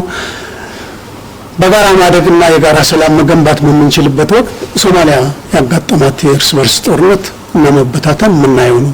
ግን እስከ ድንበር ድረስ በሶማሊያም ነገ ሰላም ስናገኝ እንሄድበታለን ብለን እስከ ድንበር ድረስ የአስፋልት መንገዶች ሰርተንበታል። ይሄ ነው የሚያገናኘን። የጋራ ኢንፍራስትራክቸር የሚያገናኙን መስራት አለብን። በሁሉም ባስተሳሰብ ግን ዋናው በፖሊሲ መቀራረብ አለብን። ኢጋድ አማራጭ የሌለው የኛ መሳሪያ ነው። የልማት መሳሪያ፣ የሰላም መሳሪያ፣ የጋራ ገበያ ግንባታ መሳሪያ፣ የጋራ ልማታችን መሳሪያ ዋናው ሞተር ነው ብለን አይተን ነው ኢትዮጵያ ተረባርባ ኢጋድን ኢጋድ ለማድረግ የቻለችው። በአሁኑ ወቅት ኢጋድ ፈርሷል። ኢጋድ ባላንጣ ፕሬዝዳንት ኢሳያስ ናቸው እና ፈርሰዋላቸው ጠቅላይ ሚኒስትሩን አፈረሱት። ደሪዝ ነው ኢጋድ ቆፎ ነው ያለው። አይተማመኑም። የኢጋድ አባል ሀገራት አይተማመኑም። ሆድና ጀርባ ናቸው። አምባሳደር እሱ እንመለስበታለን። በነገራችን ላይ አሁን በሀገሪቱ ምናልባት ባለፉት 27 ዓመታት የተመዘገቡት የዲፕሎማሲ ስራዎች በዋናነት የውጭ ጉዳይ ፖሊሲው ዋናው አስኳል እንደሆነ እንግዲህ ለማየት ችለናል። እንደው ከዚህ ጋር ተያይዞ ግን ከዚህ ከተሰራ የዲፕሎማሲ ስራ እንደ ኢትዮጵያ ምንድን ያገኘችው ምን የተጠቀመችው ነገር እስኪ እናንሳ። አሁን በአምባሳደር በደንብ አንስቶታል። ፖሊሲው የመጀመሪያ ማዕከል ያደረገው የኢትዮጵያን የቆዩ ችግሮች መንፈታው ኢትዮጵያን ስናውቅ ነው የሚል ነው። ኢትዮጵያ ችግሮቿን ወደ ውጭ በማማተር መንፈታው ችግር የለም። መነሻ ያላቸው ሀገራዊ ቁጭት አንድ ትልቅ መነሻ ነው። ልማትና ዲሞክራሲን ማረጋገጥ አንድ መነሻ ነው። ግድጥ ማለት ሰላም መፍጠር በሲሪየስ መነሻ ነው። እነዚህ ነገሮች ለመስራት በአብዛኛው አሳይመንት ሀገር ውስጥ የሚሰራ ነው። ከዛ ጎረቤቶቻችን እኛን እንደ ስጋት ሳይሆን እንደ ገበያ ባይዘው ህዝብ ሼር እናደርጋለን። በግልጽ የሚያስቀምጠው ህዝብ ሼር እናደርጋለን፣ ቋንቋ ሼር እናደርጋለን፣ ሌጋሲ ሼር እናደርጋለን፣ የተፈጥሮ ሀብቶች ሼር እናደርጋለን። ወንዞች አሉ የሚያገናኙ፣ ህዝቦች አሉ የሚያገናኙ። ይሄንን ሀብት እንደ ስጋት ምንጭ ነው የምንጠቀምበት ወይስ እንደ ተጨማሪ ማደጊያ? ይሄንን ነው ክሊር ያደረገው የሐሳስ በዋናነት ኢትዮጵያ ውስጥ ሊኖሩ የሚችሉ ግጭቶች ከድህነት የሚመነጩ ከኋላቀርነት የሚመነጩ ግጭቶች ናቸው። ከድምፅ አልባነት የሚመነጩ ግጭቶች ናቸው። ከፍትሃዊ ተጠቃሚነት የሚመነጩ ግጭቶች። እነዚህ ላይ ትኩረት አድርገን እንስራ ተባለ። ቅድም እንደተባለው ይሄን በአገር ውስጥ ደረጃ ይሄንን ካረግን ለእያንዳንዷን ቀን ለልማት፣ እያንዳንዷን ቀን ለሰላም፣ እያንዳንዷን ቀን ለመሰረተ ልማት ግንባታ፣ እያንዳንዷን ቀን ለማህበራዊ ግልጋሎት መስፋፋት በዋል ቁጥር ቅድም እንደተባለው ከውጭ ግንኙነት አንፃር ይሄንን የሚጠቅሙ ግንኙነቶች ነው ማዳበር የተጀመረው። ጅቡቲ ጋር ያለን ግንኙነት ዲፋይን መደረግ ያለበት ለነዚህ ካለው ጠቀሜታ አንፃር ነው። ጠላትና ወዳጅነት የሚባለው ዴፊኒሽን የሚመነጨው ለድህነትና ለዲሞክራሲ ስርዓት ግንባታ፣ ለጸረ ድህነት ትግላችንና ለዲሞክራሲ ስርዓት ግንባታ አስተዋጽኦ የሚያደርግ አንድ ግራም ቢሆን አስተዋጽኦ የሚያደርገው ግን ካለ እሱ ጋር እንደ ወዳጅ እንሰራለን ነው።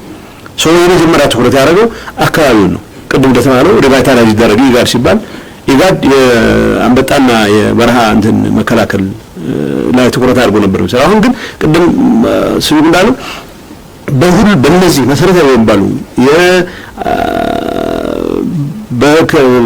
በንዑስ ቀጠናው ውስጥ መኖር ስላለባቸው የሰላም፣ የደህንነት፣ የመሰረታዊ ግንባታ ዝርጋታ፣ የልማት፣ የሁሉም እንቅስቃሴዎች መነሻ ሆኖ ማገልገል መቻል አለበት።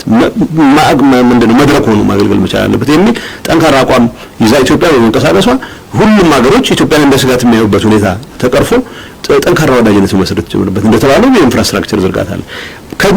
ይሄ ግንኙነት ኢጋድን ማዕከል ያደረገ ኢጋድ ደግሞ አፍሪካ እንደ ኮንቲኔንት እንደ አህጉር አንድ ለመሆን በምታደርገው እንቅስቃሴ ውስጥ እንደ አንድ ቢልዲንግ ብሎክስ ብሏቸዋል። ሪጂናል ኢኮኖሚክ ኮሚኒቲ ብሏቸው የዛ አንድ አካል ነው የምስራቅ አፍሪካ አንድ ኢኮዋስ አለ በምዕራብ። እነዚህ ተሰባስበው ለአፍሪካ ህብረት ፖለቲካልም ኢኮኖሚክም ህብረት ለመፍጠር ለሚደረጉ እንቅስቃሴ እንደ አንድ ትልቅ ተቋም ነው መቆጠር ያለበት። ስለዚህ ከዚህ አንፃር ኢትዮጵያ ዋና ትኩረቷ የሀገር ውስጥ ስራ ከዛ ባልተናነሰ ከጎረቤቶቿ ጋር ያላት ግንኙነት በሁሉም መልኩ የተሳሰረ ሆኖ የአፍሪካ ማዕከል በመሆኗ ከአፍሪካ ለአፍሪካ ነጻነት እንቅስቃሴ ትልቅ አስተዋጽኦ ያደረገችም ሀገር በመሆኗ አሁን ደግሞ አፍሪካ እንደ አፍሪካ ከድህነት ከእጅ አዙር ቅኝ አገዛዝ ውስጥ ከመላቸው ከኒዮ ሊበራል ተጽዕኖ ለመላቀቅ የምታደርጋቸው እንቅስቃሴዎችም ጭምር ኢትዮጵያ የመሪነት ሚና መጫወት ጀመረች። ከዚህ ነው የወረጨው ለራስ የነፈከውን ለጋስነት ለማንም አትሰጥም። ለራስህ ዜጎች ለጋስ መሆን ስትጀምር ለራስህ ዜጎች በዚህ ደረጃ ለሁን ድህነትን እንፍታ ብለህ ስትንቀሳቀስ የሁሉም ሀገራት ሞራልስ አስፒሬሽን ተመሳሳይ መሆኑን መረዳት አይቀርም። ከአፍሪካ አንፃርም ኢትዮጵያ የመሪነት ሚና መጫወት የቻለችበት ምክንያት ከዚህ አጀንዳ ከዶሜስቲክም ከሪጂናል አጀንዳውም ጋር ቀጥታ ቁርኝት ያለው አካሄድ ስለነበረ ነው። ሶ ቀላል ነበረ። ኢትዮጵያ በሰላም አስከባሪ ስለምንልክ ብቻ ሳይሆን በኔፓድ የሚባለው በአፍሪካ እድገት አዲስ ኢኒሺዬቲቭ የሚባለው ውስጥ የነበራት የመሪነት ሚና ማለት ለግለሰቦች የሚሰጥ አይደለም። እንደሚታወቀው ጠቅላይ ሚኒስትር መለስ እና እናቱ ስዩም በነበራቸው ፐርሰናል ብቃት ላይ ብቻ የተመሰረተ አልነበረም።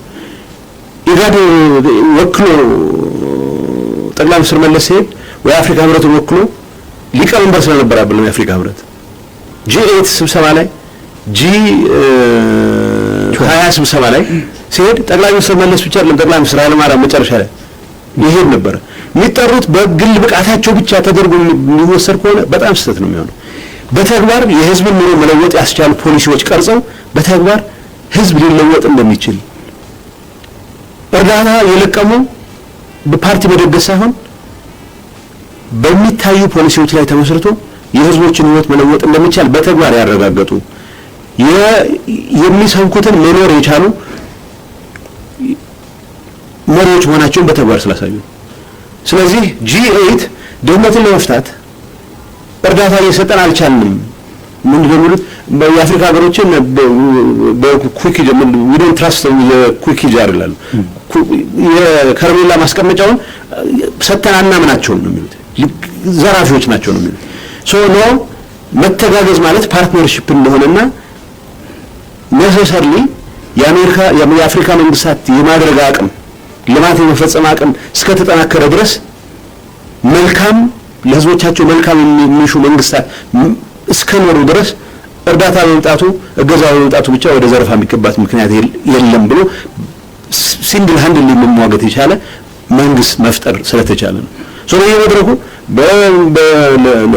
በልማት ጉዳዮች ላይ በጸረ ድህነት አጀንዳ ላይ በክላይሜት ምንድነው በአየር ንብረት ለውጥ ላይ በወዘተ ላይ ኢትዮጵያ ዓለምን ወክላ አፍሪካን ወክላ በዓለም አቀፍ ደረጃ ስትከራከር ዋናው መነሻ ክርክሩን የመራው ጠቅላይ ሚኒስትር የመከራከር አቅም ብቻ አይደለም፣ በተግባር ያንን ለማሳየት የሚያስችል ፖሊሲ ይዞ መንቀሳቀስ። ለዛ ነው ኢትዮጵያ ይሄን ፖሊሲ ይዛ ይሄንን ፖሊሲ ተግባራዊ አድርጋ በጎረቤቶች ደረጃ ሰላም ሲወራ ስለ ሴኩሪቲ ኢትዮጵያ የምትጠራበት ምክንያት ጠንካራ ለማንም የማይበገር መከላከያ ሰራዊት ገንብቻለሁ ብላ የታንክ ትርኢት ስላቀረበች አይደለም፣ የሚሳይል ጋጋታ ስላስቀመጠች አይደለም። ከጎረቤቶች ጋር የሚያቆራኙ ነገሮች ናቸው ይበልጡት፣ የሚያቀራርቡ ነገሮች ናቸው ይበልጡት።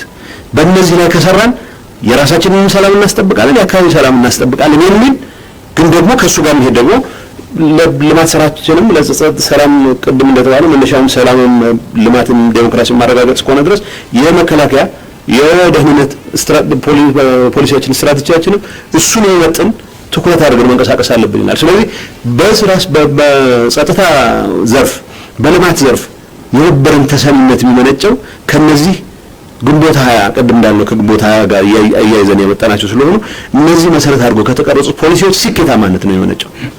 ለዛ ነው ኢሚዲየትሊ ኢትዮጵያ ከነዚህ ፖሊሲዎች የሚታዩ የሚባሉ ውጤቶች ቅድም እንደተባለው ኢጋድን የማፍረስ ሂደት ቀላል አብነት መጥቀስ ይቻላል። በጣም አስደንጋጭ ነው። አሁን ባለው ሁኔታ ኢጋድ እኔ አንዳንድ መድረኮች ይገኛሉ እና ይከብዳል። ኢትዮጵያ ምንድነው የምትፈልገው የሚል ክላሪቲ የላቸው። አንዳንዶቹ ወደ መሳለቅ የሚደርሱበት ደረጃ አለ። አንድ ምሳሌ እሱ ሰው በተደጋጋሚ ቃርቃር ኪሎ መስማት ያለበት ምሳሌ አለ። በኢትዮ ኤርትራ ጉዳይ እንደሚታወቀው በአፍሪካ ህብረት ታሪክ የ50 ምናምን ዓመት ታሪክ አባል ሀገርን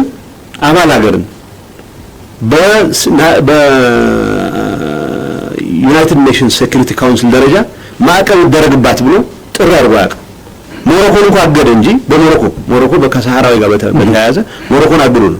ሞሮኮ ራሷንም ስላገለለች በዛ ደረጃ በአንድ ሀገር ለሰላምና መረጋጋት ጠንቅ ነው ብሎ በአፍሪካ ህብረት ተመሳሳይ አቋም የያዙ በኤርትራ ላይ ነው። ያን ያደረገበት ምክንያት ኢትዮጵያ በተደጋጋሚ ለሰላም ያላትን ዝግጁነት ማሳየት ስለቻለች ነው። ኢጋድ ይሄንን አቋም ደግፎ ሲቆም ፕሬዝዳንት ኢሳያስ የሚመሯት ኤርትራ የአካባቢው የትርምስ እንጂ የሰላም ምንጭ አለመሆኗን ማሳየት ስለተቻለ እና አልጀርስ ስምምነት ውስጥ የሚባል ተፈጻሚነት እንዲኖረው ትልቅ አስተዋጽኦ ያደረጉት አሜሪካ ነበረችበት። ግን የአፍሪካ ህብረት ነው ትልቁ ሚና። የአፍሪካ ህብረት የሁሉ እንቅስቃሴ የአፍሪካ ህብረት ነው ትልቁ ሚና እና ጠቅላይ ሚኒስትር አብይ ኢሳያስ ጋር ለምን ታረቁ የሚል ሰው የለም። እንኳንም ታረቁ አጋጣሚው ተፈጠረ። አሁን እዛ ጋር ልናነሳው የምንችለው ነገር እርቁ ተቋማዊ መሆን አለበት፣ የግለሰቦች መሆን የለበትም። እርቁ ትራንዛክሽናል ይሄን ልሰጥህ ነው ይሄንን አርገልኝ ይሄንን አክልሃለሁ ይሄን ከክልኝ በሚል ቨልጋር የሆነ ትራንዛክሽናል ነገር መሆን አልነበረም። በማርህ ላይ መመስረት ነበረበት። ሶስተኛው መነሳት ያለበት እነኚህ እኛ በሆነ ፍሩስትሬሽን በባይፎን በበጎኛ በሆነ የቆሙ ተቋማት ቢያንስ የነሱን ድምጽ እንኳን አንስማ በዚህ ጉዳይ ላይ ቢያንስ ኢንፎርም ልናደርጋቸው አይገባም። ይሄ ነገር ሲደረግ ኢጋድ የሚያውቀው ነገር የለውም። ኢጋድ ኢትዮጵያን ደግፎ በኤርትራ ላይ ማዕቀብ እንዲጣል አድርጓል።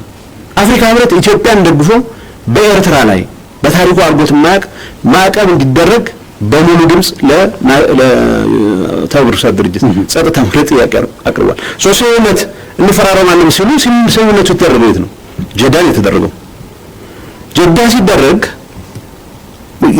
ማለት ቅድም እንደተባለው ለጎረቤቶቻችን ለአፍሪካ ቅድሚያ የመስጠታችን ምስጢር በክፉም በበጎም አብረውን የሚኖሩት እነሱ ስለሆኑ አብረውን የሚሆኑት ውሳኔዎቻችን የሚደንቁት በዚህ መንፈስ ስለተደረጉ ነው። በኢጋድ ዙሪያ የምንሰራው ስራ ለጅቡቲ የተለየ ፍቅር ለገሌት ከነዚህ ጋር ነው የምንኖረው። ጅቡቲ ውስጥ የሚፈጠር ችግር እኛ ነው የሚያምሰናል። ኢትዮጵያ ውስጥ የሚፈጠር ችግር ኬንያ ነው ያምሳታል። በዚህ መግባባት ላይ ተመስርቶ በጋራ እናድጋለን በሚል መንፈስ ከዛ አልፈን ደግሞ በኢጋድ ደረጃ የምናሳየው አንድነት ለአፍሪካ አንድነት ፖለቲካዊ ይሁን ኢኮኖሚያዊ አንድነት ትርጉም ያለው ምን አይኖራል ብለን ነው ስንንቀሳቀስ ነው። ስለዚህ በዚህ ጉዳይ ላይ ስቴክ ያላቸው በዚህ ጉዳይ ላይ በኢትዮጵያና በኤርትራ መታረቅ ረጅም ጊዜ የለፉ ኢጋድና አፍሪካ ህብረት በዚህ ጉዳይ ላይ ለወሬ አትሊስት ይሄ የሆነ ነው ተብሎ ሊነገራቸው አይገባም ነበር ወይ? እንደ ማንኛውም ሰው በኢንተርኔት ነው የሰሙት። ስለዚህ ጀዳ ሲሄዱ በዛው በወቅቱ የአፍሪካ ህብረት ሊቀመንበር የነበሩት ፖል ካጋሜ እንግዲህ ምክትል ፕሬዝዳንት ሆነው ኤርትራን ለማስታረቅ ብዙ ጥረት አድርገዋል። ፖል ካጋሜ ያኔ አፍሪካ ህብረት ሊቀመንበር ነበሩና ተጋብዘው ነበረ በሳውዲዎቹ ጊዜ ርስታቸው ያው የአፍሪካ ህብረት ሊቀመንበር ለአንጀሩም ቢሆን ለስነ ስርዓቱ ቢጣራ ብለው ለስነ ስርዓቱ ይጣራ ተብሎ ተጋብዘው እሳቸው ራሳቸው ይሄ ነገር በዚህ ጉዳይ ላይ ውሳኔ ከመስጠት በፊት ልንነጋገርበት የአፍሪካውያን እርቅ እንዴት ነው መካከለኛው ምስራቅ በጉዳዩ ላይ ቀጥታ ግንኙነት የሌለው ወገን እንትኑ ነው የሚሰሙት ሶስታቸው እንደ መልካም ዜና ሳይሆን እንደመርዶ ነው። በዚህ ጉዳይ ላይ ውሳኔ ከመስጠታቸው በፊት ፕሬዝዳንት ኢሳያስ አልገኙም ስላሉ ምክንያቱም ሌላ ሰው እንዲገኝ አይፈልጉም። የፕሬዝዳንት ኢሳያስ ፍላጎት ኢጋድ መፍረስ አለበት። አፍሪካ ህብረት አክብሮት የላቸውም። እነዚህ ተቋማት አይፈልጉም። ምክንያቱም ግንኙነት ቅድም እንዳልኩት ፐርሰናል ግንኙነት ነው መሰረት የሚፈልጉት። አሜሪካ የኤርትራ መንግስት የሚያውቀው ነገር የለም። ዝርዝር ውስጥ ከገባን ፕሬዝዳንት ኢሳያስ የሚያውቁት ነው። ስለዚህ በኢትዮጵያ ውስጥ ከኤርትራ በተለየ መልኩ ሰራው የነበረ ነገር ምንድነው? የሆነ ውሳኔ ሲወሰን ጠቅላይ ሚኒስትር መለስ ወይ ጠቅላይ ሚኒስትር ኃይለ ማርያም የወሰኗቸው ውሳኔዎች ቢያንስ ተቋማዊ በሆነ ደረጃ የሚያልፉ ናቸው። በዛ ደረጃ ነው ቀጣይነት የሚኖራቸው የሚችለው። ስለዚህ አዲስ ነገር ማስጀመር ስላለባቸው ጠቅላይ ሚኒስትር አብይን እንዳይገኙ ከለከሉ ማለት አልገኙም አሉ ማለት ነው። ስለዚህ በዛ ምክንያት ሳውዲዎቹ ፕሬዝዳንት ፖል ካጋሜ እንዳይገኙ ድጋሚ ደብዳቤ ጻፉላቸው። ይሄ በኢትዮጵያ የአፍሪካ ህብረት መናኸር የኃይለ ሥላሴ እኮ ሀገር ነች። ኃይለ ሥላሴ ብዙ ያዳሪ ነገር ሊኖራቸው ይችላል። በአፍሪካ ህብረት ላይ ትልቅ ሚና ነበራቸው አይደለም እንዴ? መንግስቱ ኃይለማርያምም የራሱ ድርሻ ነበረው። በዚህ ደረጃ አፍሪካን ወደ ጎን ትቶ አለን የሚለውን ስምምነት ሌላ ቦታ ያደረገ አፍሪካንን ለማስታወቅ ፈጽሞ ያልደፈረ መሪ መንግስት ተፈጥሯል ነው። ስለዚህ ለምንድን ነው ተሰሚ የነበረችው ኢትዮጵያ ሲባል የምታወራውን የምትሰብከውን የምትሰራ በተግባር የምታወን አገር መሆን ስለቻለች ነበር። ያ ማለት ሁሉ ነገር አልጋ ባልጋ ነበር ማለት አይደለም። ችግሮች ነበሩ። በአገር ውስጥ ከተሰሩ ስራዎች ችግሮች አልነበሩም ማለት አይደለም። ዋናነት ግን የዲፕሎማሲ የሰሚነት ምንጭ የሚባለው አገር ውስጥ የምንሰራቸው ስራዎች ከጎረቤቶቻችን ጋር የምንሰራቸው ስራዎች ከነብዙ ችግሮቻቸው ርዕሶች አይነሱም። በኬንያና በኢትዮጵያ ማለት አይደለም። አንፎርቹኔትሊ በኤርትራና በኢትዮጵያ መሀል እኮ ለረጅም ጊዜ ቆየ ኖር ኖ ፒስ ሲቹዌሽን ጦርነት አስፈላጊ የሚባል ጦርነት አስፈላጊ የምንለው መሆን አልነበረበትም በሚል ካልሆነ በስተቀር ከአግሬሽን አንፃር መከላከል የነበረብን ጦርነት ነው ተደርጓል። ስለዚህ ከዚህ አንፃር በየዓለም መድረክ ውስጥ ኢትዮጵያ የነበራት ተሰሚነት ይሄ ፖሊሲ ላይ ትኩረት ያደረገ ስራ ስለተሰራ ነው የነበረው። አሁን ግንቦት 20 አሁን መለስ ብለን ስታየው የኢንዲቪጁዋልስ ፐርፎርማንስ እንደተጠበቀ ሆኖ የስዩም ጥረት የግሉ ጥረት እንደተጠበቀ ሆኖ ስዩም ጠቅላይ ሚኒስትር መለስ ወይ ጠቅላይ ሚኒስትር ኃይለ ማርያም የሆነ ባሉት ቤተክርስቲያን ላይ በሰጡት ምክር ላይ ተመስርቶ ስራ እየሰራ ቢኖር የኢትዮጵያን ተሰሚነት ሊያረጋግጥ አይችልም። በሚታወቅ ሮድ ማፕ ላይ ተመሰረተ የኢትዮጵያን ጥቅም በደንብ በተነተነ ፖሊሲ ላይ ተመስርቶ ስራ ስለተሰራ ነው። ስለዚህ ይሄን የዚህ ውጤት ባለቤት ከምንም ነገር በላይ ይሄንን ስርዓት ለመለወጥ የነበረው ያለፈውን ስርዓት ለመለወጥ በተደረገው እንቅስቃሴ ውስጥ በህገ መንግስት ላይ ተመስርተን አዲስ የተከልነው ስርዓት እነኚህ ነገሮች እንድናደርግ ስላስቻለ ነው በሚል መወሰድ መቻል አለበት። የኢትዮጵያ ተሰሚነት ምንጭ ፖሊሲዎቿን ተግባራዊ አድርጋ ጎረቤቶቿን በጎኗ አሰልፋ በአፍሪካ ደረጃም የአፍሪካ ድምጽ መሆን እንደምትችል በፖሊሲዎቿ ተግባራዊነትም በየመድረኩ በመታሳየው ጥብቅናም ቢሆን ማረጋገጥ የቻለች ስለነበረች ነው። ለአፍሪካውያን ወንድሞቻችን አክብሮት ለጎረቤት አገሮቻችን አክብሮት እዛ ላይ ተመስርቶ ደግሞ ለጋራ ተጠቃሚነት የሚለፋ መንግስት ስለነበረ ነው። በነገራችን ላይ ቀደም ሲል እናንተ እንደገለጻችሁት ነው በተለይ በዲፕሎማሲ ረገድ አሁን የተከሳቸዋቸው ነገሮች አሉ። ከራስ አልፎ ሌላ አካባቢ በተለይ ደግሞ በጎረቤት ሀገራት ላይ የነበረው ዲፕሎማሲያዊ ግንኙነት ምናልባት በዲፕሎማሲው ዘርፍ ተገኘ ለተባሉት ውጤቶች ሁሉ ትልቅ ማሳያ እንደሆኑ ተመልክተናል።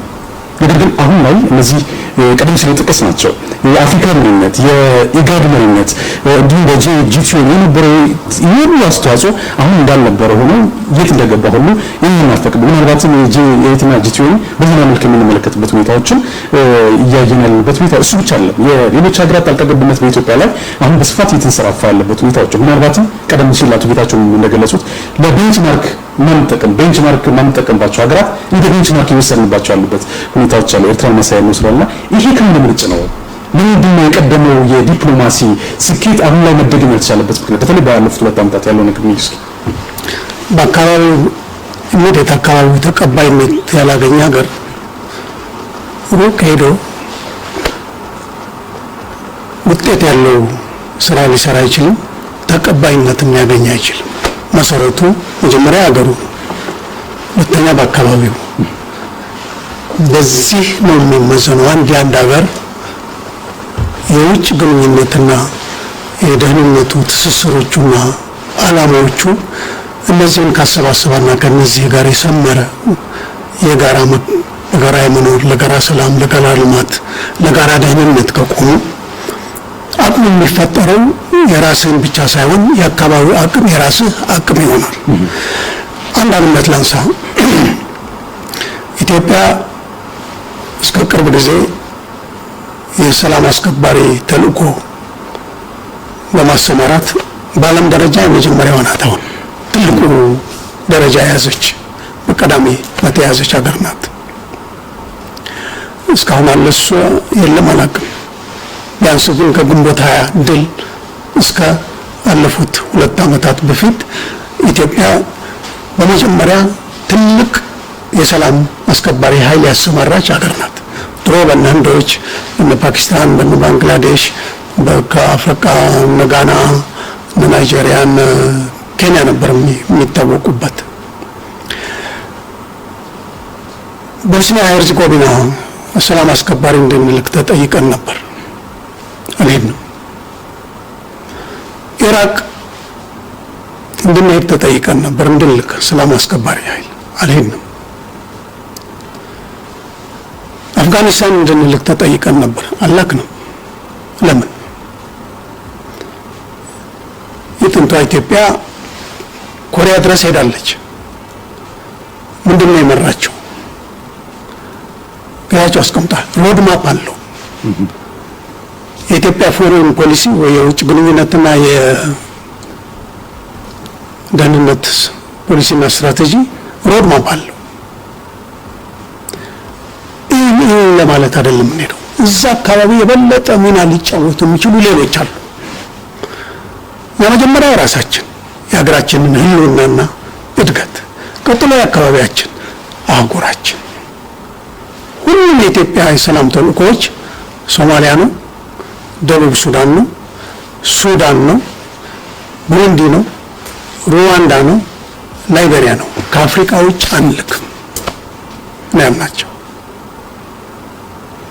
የአፍሪካ ሰላም የራሳችን ሰላም ነው የአህጉሪቷ ሰላም የሁሉም አባል ሀገራት የሁሉም ህዝቦች ሰላም ነው የኢትዮጵያም ጭምር የአፍሪካ እድገት የሁላችንም እድገት ነው የላይቤሪያ ከጦርነት መውጣት የሁሉም አፍሪካዊ ድል ነው ለዚህ ነው የምንሰለፈው የሮድ ማፕ ነው የመራው በአፍሪካ ኢትዮጵያ ተቀባይነት አገኘች ሲባል በሰላም ማስከበሩና በገነባቸው የመከላከያ ኃይል የፖሊስ ኃይል ፕራክቲሽነር ዲፕሎማትስ እነዚህን ያሰማራቻቸው ሄደው የት ነው ሚና የተጫወቱት የሚለው ይሄ ነው በአፍሪካ አንዱ ድል ያስገኘላት ሁለተኛ ቅድምም ተጠቅሷል ለምንድን ነው የክላይሜት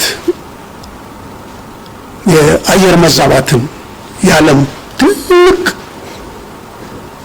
ርብርቦሽና ትንንቅ የታየበት በበለጸጉትና በመልማት ላይ ባሉት ሀገሮች በሁሉም አካባቢ ትልቅ ጦርነት የዲፕሎማቲክ ጦርነት የተካሄደበት ለምንድን ነው ኢትዮጵያ የመራችው ለምንድን ነው ጠቅላይ ሚኒስትር የመሩት በግል ችሎታ የጠቅላይ ሚኒስትሩን ያህል አቅም ያለው ሌላ መሪ አልነበር ለመለስ እንደዛ አይነት ብቃትም መሰረት የሆነው የግንቦት 20 የመሰረተው ግንቦት 20ን ለማምጣት ቀደም ብሎ የተመሰረቱት አቅጣጫዎች ሮድ ማፕስ አሉት አሉ እነሱ ናቸው ኢትዮጵያ ይሄን የአየር መዛባት በምንድን ነው ልንቋቋመው የምንችለው የአረንጓዴ ልማት ስትራቴጂ ከማንም አፍሪካ ሀገር ቀድማ የራሷን ሮድ ማፕ ያስቀመጠች ኢትዮጵያ ናት መቼ ነው ዜሮ ካርቦን የምንሆነው መቼ ነው በምንድን ነው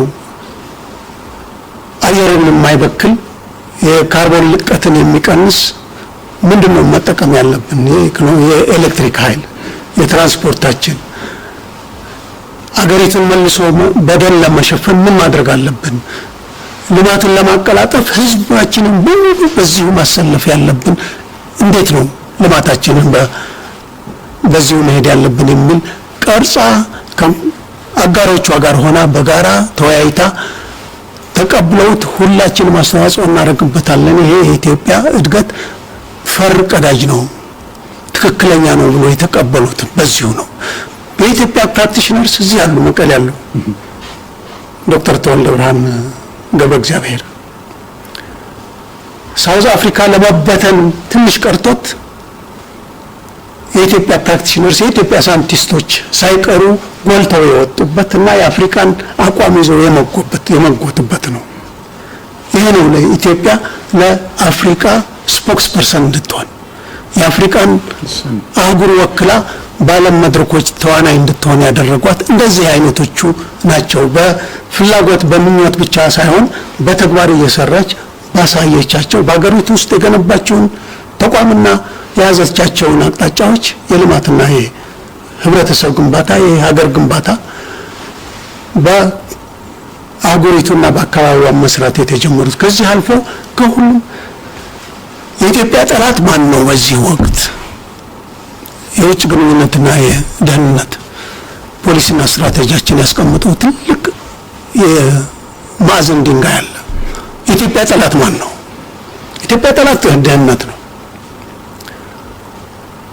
ደህንነት ጋር ጦርነት ገጥመናል በጥርስም በጥፍርም እንደሚባለው ሌላ እንኳን ባይኖርም በጥርስም ነክሰን ያንን ጦርነት ማሸነፍ አለብን ብለን ተነስተናል ትልቁ በገንዘብ በቢሊዮኖች ገንዘብ የማይገዛ የግንቦት 20 መስመርና የህዝብ እይታ አመለካከት ስነ አእምሮ የቀየረ ሌሎች በቢሊዮኖች የማይገዙት እኛም በቢሊዮኖች ልንገዛው የማንችል የትም ማዕዘን የኢትዮጵያ ገጠርም ከብቶች እየነዳ የከብቶችን ጭራ ተከትሎ መሄድ ሳይቀር በከተሞች ቀርቶ ጠላትህ ማን ነው ሲባል ድህነት ነው። እንዴት ነው የምትዋጋው? ሰርተን። እንደዚህ አይነት ብሔራዊ መግባባት የፈጠረ አገር ነበረ ወይ? የለም። ይሄ ነው የተቀማ ነው የጠላው ይሄ ነው። አሁን እንኳንስ አቅጣጫው ያለው በሩቅ በየገጠሩ ያለው ቀርተው መሀል አዲስ አበባም ያለው ምንድነው ፕራዮሪቲ ተብሎ ፕራዮሪቲ ቅድሚያ የምሰጠው ይሄ ነው የሚል የለም። ሁሉም ድብልቅልቁ ወጥቷል። ቤተ መንግስትን ማሳመር ነው ቅድሚያው። ይሁን ጠቅላይ ሚኒስትራችን ኮሪያንና ደቡብ ኮሪያንና ጃፓንን ላስታርቃችሁ ነው አሏቸው። ይሄ ውስጥ ችግር አለና እኔ ላስታርቃችሁ አሏቸው። ማስታረቅ ጥሩ ነው። የትም ሄዶ ማስታረቅ ሰላም መፈለግ ጥሩ ነው።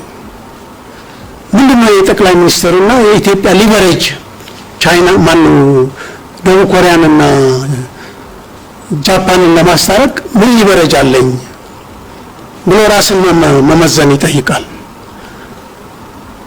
ደቡብ አፍሪካ ተኪዶ ኤንሲ ውስጥ ፓርቲ ውስጥ ችግር ስላለ እኔ ላስታርቅ ሲል እዛው ካሉት ከዚምባብዌ ከቦትስዋና ከሞዛምቢክ ከሳደግ ሀገሮች የተሻለ ሊቨሬጅ ምን አለኝ ብሎ ያያሉ። ሶማሊያ ላይ ቢሞክሩ ጥሩ ይመለከተናል፣ የቅርብ ነው። ምንድነው ሮድ ማፓችን? ምን ለማግኘት ነው የምንሄደው? ግንኙነት ከውጭ የምናደርጋቸው ግንኙነቶች ምንድን ናቸው? ዓላማ መኖር አለ፣ የተቀመጡ ግቦች መኖር አለባቸው። እነዚህ ግቦች የሉም። ኢትዮጵያን ክሬዲብል ስቴት የምትከበር ቅቡልነት ያላት በዓለም ህብረተሰብ መሃል እያደገች ያለችው ከተመጽዋችነት የ85ቱ የፈረንጁ 84 85 ወይም የኛ 77ቱ ድርቅ ሚሊዮኖች ያለቁበት ነው። በአንድ የትውልድ ዘመን ገና ሳይደርስ ከዚህ እንዴት ወጣች ሀገር? በዓለም በከፍተኛ ፍጥነት እያደጉ ካሉት 10 ሀገሮች ቅድሚያ ለመነሳት እንዴት ቻለች? የቀድሞ የናይጄሪያ ፕሬዝዳንት ሁልጊዜ አነሳቸዋለሁ። የቀድሞዋ ኢትዮጵያ ለማንም ቅኝ ገዥ ሳትንበረከክ ነፃነቷን በማስጠበቋ የውጭ ጥቁር ዘሮች መመኪያ ቅድስት ሀገራችን ነው ብለን እናያታለን አሉ። የአሁኒቷ ኢትዮጵያ ኦባሳንጆ ናቸው። ኦባሳንጆ የአሁኒቷ ኢትዮጵያ ምንድነው ያበረከተችው? ነው አመራር። ኢትዮጵያ ነዳጅ አታመርትም። ኢትዮጵያ ገና ከእጅ ወደ አፍ በሚሯሯጥ አርሶ አደር እና በግብርና ነው የምትተዳደረው። የኢትዮጵያ ኢኮኖሚ የጀርባ አጥንቱ ገና ግብርና ነው፣ እርሻ ነው። እንዴት ይህን ልታስመዘግብ ቻለች? ናይጄሪያ አልቻልንም፣ ሳውዝ አፍሪካ አልቻሉም፣ ሌላ አልቻለም። ኢትዮጵያ ግን ኤዥያን ታይገርስ የሚባሉት ያሳዩትን ትደግማለች። አፍሪካ ውስጥ መምጣት ካለበት ኢትዮጵያ ናት የምታደርገው። ይህ አይነት ኮምፕሊመንት የተሰጠበት ይህ አይነት ግንዛቤ የተያዘበት ሁኔታ ሰርቶ ማሳየት ስለቻለች ነው ሀገር ለአፍሪካ ጥቅም ቅድሚያ እንደምትቆም በሁሉም መስክ በሰላም በእድገቱም በዲፕሎማሲውም በሁሉም ጦርነት ቀድማ ስለምትገኝ በማየቱ ነው። በአፍሪካ ይህ አይነት ተቀባይነት ያለው ሀገር አሜሪካ ሄዶ እንዴት ተቀባይነት ያጣል? አውሮፓ ሄዶ እንዴት ተቀባይነት ያጣል? ኤዥያ ሄዶ እንዴት ተቀባይነት ያጣል? ይሄ ነበር ካፒታላችን። ይሄን ነው እያጣን ያለ ነው። የኢትዮጵያ ማጨበጭባሉ የኖርዌይ የሰላም ሽልማት እያሰቡበት ነው። ትክክል ነበር ነው አይደለም ወይ? እየታመሱበት ነው። እንደ ኢትዮጵያዊ ዜጋ ጠቅላይ ሚኒስትር አብይ መሸለማቸው የሁላችንም ክብር አድርገው ይወስደዋል። አይገባቸውም፣ ግን በሰሩት ስራ አይገባቸውም። ሁሉም እየጮኸ ነው፣ እየታዘበ ነው። እንግዲህ አንድ ላያቢሊቲ ብሎ ያዩት የኢትዮጵያ ትልቅ የማትቆረጠም ባቄላ የወጣች እንዳለች አዩ። ልማታዊ መንግስት እድገታችን መንገዳችን ይሄ ነው። ነፃ ሆነን እንሄዳለን፣ ሉዓላዊነታችን አክብረን እንሄዳለን። ሁሉም ድህነትን በመዋጋት የሚያግዘን ሁሉ የኛ ወዳጅ ነው ብለናል። አሜሪካ ጠላታችን ነው ብለን አናውቅም። ከግንቦት 83 በኋላ አጋራችን ናቸው የልማት ብለናል፣ አጋር ስለነበሩ። አውሮፓ በሙሉ አጋራችን ነው ብለናል። ኤዥያ በሙሉ ጠላት ነው የምንለው የጀመርነውን ድህነትን የመዋጋት ጦርነት መንገድ ላይ ሆኖ ይህን ጦርነት ካከሸፈብን ብቻ ነው። መንገድ ላይ ቆሞ አትዋጉም ካለን ብቻ ነው። ይሄ ብቻ ነው ጠላታችን ብለን ያስቀመጥነው። that's what president ኢሳያስ did። ከመንገዳችን ነው ያስወጡ። ኤርትራ ባላንጣውን ኑር አይኑር ለመርሳት ሞክረናል። ተወረን እኛ አልተቀየምንም። ወረራውን ቀለበስን። ከዛ በኋላ እንታረቅ ብለን መጮህ ጀመርን። የለመና ያህል ለምነን ስላልተሳካልን እንግዲህ የራሳቸውን ሀገር እንደ በመሰላቸው ያዙ፣ እኛ ራሳችንን እንይዛለን ብለን ለመሄድ ነው የሞከርነው። ከማንም ከሌላ ጋር ከማንም ጦርነት ውስጥ የገባ ነው የለም። ይሄ ነው የውጭ ግንኙነቱ መነሻዎች እነዚህ ናቸው የሚለውን ማየት ጠቃሚ ይመስለኛል። አንድ ያነሳው ነጥብ አሁን ምንድነው ያለንበት ሁኔታ የሚለው ሰፋ ያለ ትንታኔም ብዙ የሚፈልግ አይመስለኝም። ቀደም እንዳልነው ኢትዮጵያ ባለፉት 29 ዓመት ማለት ነው ውስጥ የነበሯት 3 ጠቅላይ ሚኒስትሮች ናቸው። የኢትዮጵያ ሰክሰስ የሶስቱ ጠቅላይ ሚኒስትሮች የግል ብቃት ለሰክሰሱም ለስኬቱም ለውድቀቱም የተወሰነ አስተዋጽኦ ሊኖረው ይችላል። በዋናነት በፖሊሲ ላይ እስከተመሰረተ ድረስ የኢትዮጵያ ተሰሚነት ቢያንስ ስኬት ምንጮች የጠቅላይ ሚኒስትር መለስ ብቃት እንደተጠበቀ ሆኖ ጠቅላይ ሚኒስትር መለስ የቱንም ያክል መጽሐፍ ቢያነቡ የቱንም ያክል መተንተን ቢችሉ ያወጧቸው ፖሊሲዎች ቅድም አሱ እንዳነሳው የአረንጓዴ ልማት ስትራቴጂው በሚሊዮኖች የሚቆጠሩ ዜጎችን ከድህነት ባያወጣ ኖሮ ያ ሰው መለስን የመተንተን ብቃት ለመስማት ብሎ G8 ስብሰባ ላይ የሚጠራቸው አንድ መሪ አይኖርም። በእንደዚህ አይነት መንገድ ስለማይሰራ G8 G7 ጠቅላይ ሚኒስትር ኃይለ ማርያም ጋር ሂጅ አውቃለሁ። G7 ማለት ኢትዮጵያ ምን ሀሳብ አላት እየተባለ የአፍሪካ ህብረት ሊቀመንበር አልነበሩ ከኢትዮጵያ ከነዚህ ፖሊሲ ከሚቀዳው ሰክሰስ ነው ጠቅላይ ሚኒስትሩ የሚከበረው። አሁን ባለው ሁኔታ የሚገባኝ አንደኛ ሮድማፕ የለም፣ በምን እንደምንመራ የሚታወቅ ነገር የለም። መደመር የሚባል ጨዋታ አለ። መደመር ስለ ውጭ ጉዳይ ፖሊሲም ስለምንም ያወራቸው ወሬዎች ለኔ ጨዋታ ናቸው። ዝም ብሎ እንደ አንድ ስልጣን ያለ ሰው መጽሐፍ ጽፏል ተብሎ መነሳቱ ቅድም ለክ እንደ ኖቤል ሽልማት ጥሩ ነው ልትል ይችላል። ግን ምን ቁም ነገር ነው? የኢትዮጵያ በሰላምና በደህንነት የሚሰሩ ሚኒስቴር መስሪያ ቤቶች አሉ። የውጭ ጉዳይ ሚኒስቴር፣ የሀገር ውስጥ ምንድነው የብሔራዊ መረጃና ደህንነት፣ ፖሊስ፣ መከላከያ። እነዚህ በተቀናጀ መልኩ ለማሰራት የሚያስችል ዋይት ፔፐር ተጽፎም ከሆነ ትልቅ ነገር ነው የሚሆነው። እንደዛ የሚባል ግን የለም አሁን። ምክንያቱም የኢትዮጵያን አጠቃላይ የደህንነት ኮንሰርንስ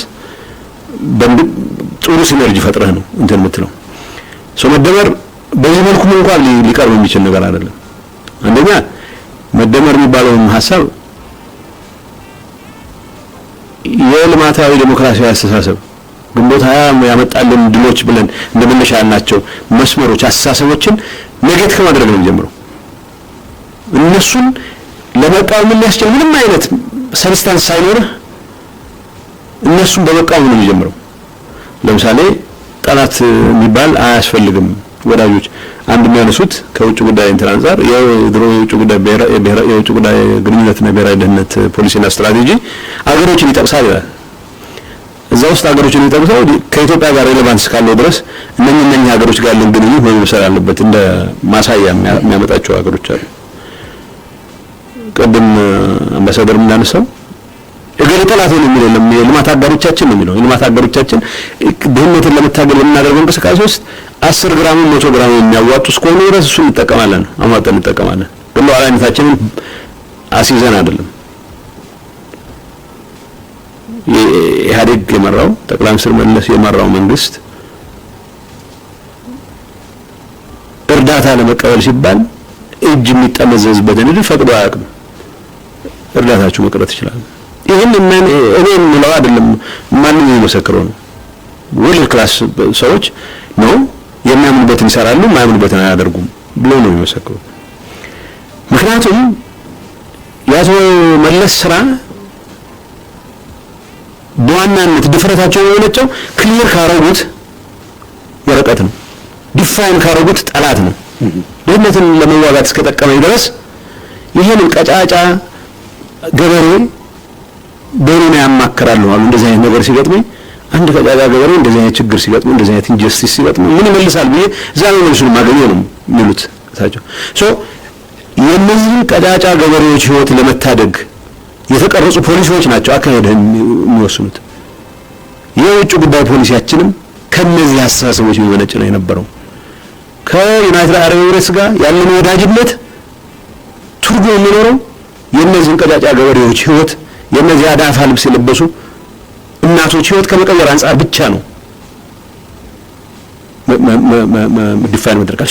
በግልጽ መደመር ሁሉ ወዳጅ ለማድረግ ይሞክራል። ከዚህ ደብስ የለውም። እኔ ስለመደመር ለማውራት ፈልጌ አይደለም። ሲሪየስሊ የአስተሳሰብ አንድነት ባለው ሰው ስለመጻፉ እርግጠኛ አይደለም። ለማንኛውም እነዚህ ተቋማት በተቀናጀ መልኩ መስራት የሚችሉት በአንድ ሰው የካሪዝማ ላይ ተመስርተው አይደለም።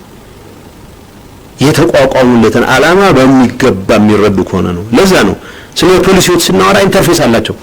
ጸረ ድህነት የግሪን ግሮዝ ስትራቴጂያችን እና የውጭ ጉዳይ እና ደህንነት ስትራቴጂያችን በሰብጀክት ማተር የሚያገናኝ ነገር ያላቸው አይመስልም። ግን እዚህ ኢንተርፌስ አላቸው። ኢንተርፌሳቸው የሆነቸው የሚሽከረከሩት የዚህን አዳፋ ልብስ የለበሰ አርሶ አደር ህይወት ከመቀየር ጋር ብቻ ስለሚያያዝ ነው።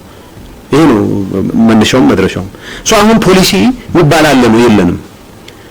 ፖሊሲ የሚመስል መልእክት ተላልፎም ከሆነ ያ መልእክት ዓላማው ያለፈውን ከማብጠልጠል በዘለለ ቫሊድ አማራጭ አዲስ አማራጭ የመጣ ነገር እኔ ግብጽ ጋር የመጀመሪያ ጉብኝት እንደተደረገ ስለ ግብጽ የተነገረን ነገር ለራሴ ያስገርመኛል። ስለ ግብጽ አይመስልም። ግብጾች 4000 ዓመት ሙሉ ከአባይ ጋር በተያያዘ ኢትዮጵያ እንደ ጠላት ሲፈርጁ የኖሩ ሰዎች ናቸው። ቱ ቢ ፌር ቱ ዘም ድንገት አሪፍ መሪም እንኳን ቢያገኙ 4000 ዓመት የተማሩትን ኢትዮጵያን የመጠርጠር አባዜ በአንድ አዳር ይተውታል ማለት አይደለም። በእኛ ጠቅላይ ሚኒስትር በኩል ግን ያን የነበረው በቃ አከተመኩ። ዋናው ፍቅር ነው። ፖዚቲቭ ኤነርጂ ካወጣህ ሌላውንም እኔ እንደዚህ አይነት ሰበካዎች ትክክል የሆኑ ደስታውን አልችልም ነበር አይደሉም ነው። ዩናይትድ አረብ ኤሚሬትስ በጠቅላይ ሚኒስትር ኃይለ ማርያም ጊዜም በጠቅላይ ሚኒስትር መለስ ጊዜም ግንኙነት ነበራቸው። ግንኙነታቸው ገንዘብ የሚሰጡ ከሆነ ኢንቨስትመንት የሚያደርጉ ከሆነ እነዚህ ሁሉ መቃኘት ያለበት የኢትዮጵያን ሉዓላዊነት ግምት ውስጥ ባስገባ አትሰምታ ደግሞ ለዛ ዓላማዎቻችን የምንላቸው ነገሮች በደንብ ባስከበረ መልኩ ነው የሚሆነው። ግን ኢትዮጵያን በሚመለከት ያላቸው የተሳሳተም ይሁን ያሰቡበት ሪዲንግ እንዲቀየር መስራት አለብን። ምን ጥያቄ የለውም። በጠቅላይ ሚኒስትሩ ፐርሰናል ምንድነው የሚባለው ካሪዝማ ላይ ተመስርቶ ባንድ አዳር ፍቅር በፍቅር ሆነናል ብለህ የምታምን ከሆነ ወይ ኢትዮጵያንም ወይ አካባቢውን አታውቅም ማለት ነው። ይከባድ ነው። ፖሊሲም የለም የሚታወቅ ቅድም እንዳልኩት አቶ መለስ ፐርሰናል ብቃት ላይ ብቻ እንደማይመሰረት የምታውቀው ጠቅላይ ሚኒስትር መለስ ጠቅላይ ሚኒስትር ኃይለ ማርያም ስልጣን ላይ እንደወጡ G7 እና G8 አሁን ምን ይጠራ ነበር የአፍሪካ ህብረት ሊቀመንበሮች ሳይሆን ያ ፖሊሲ ቀጣይነት ስለነበረው ሶያም የሚያስረዳ እኔ ባስታውሳለሁ G8 2016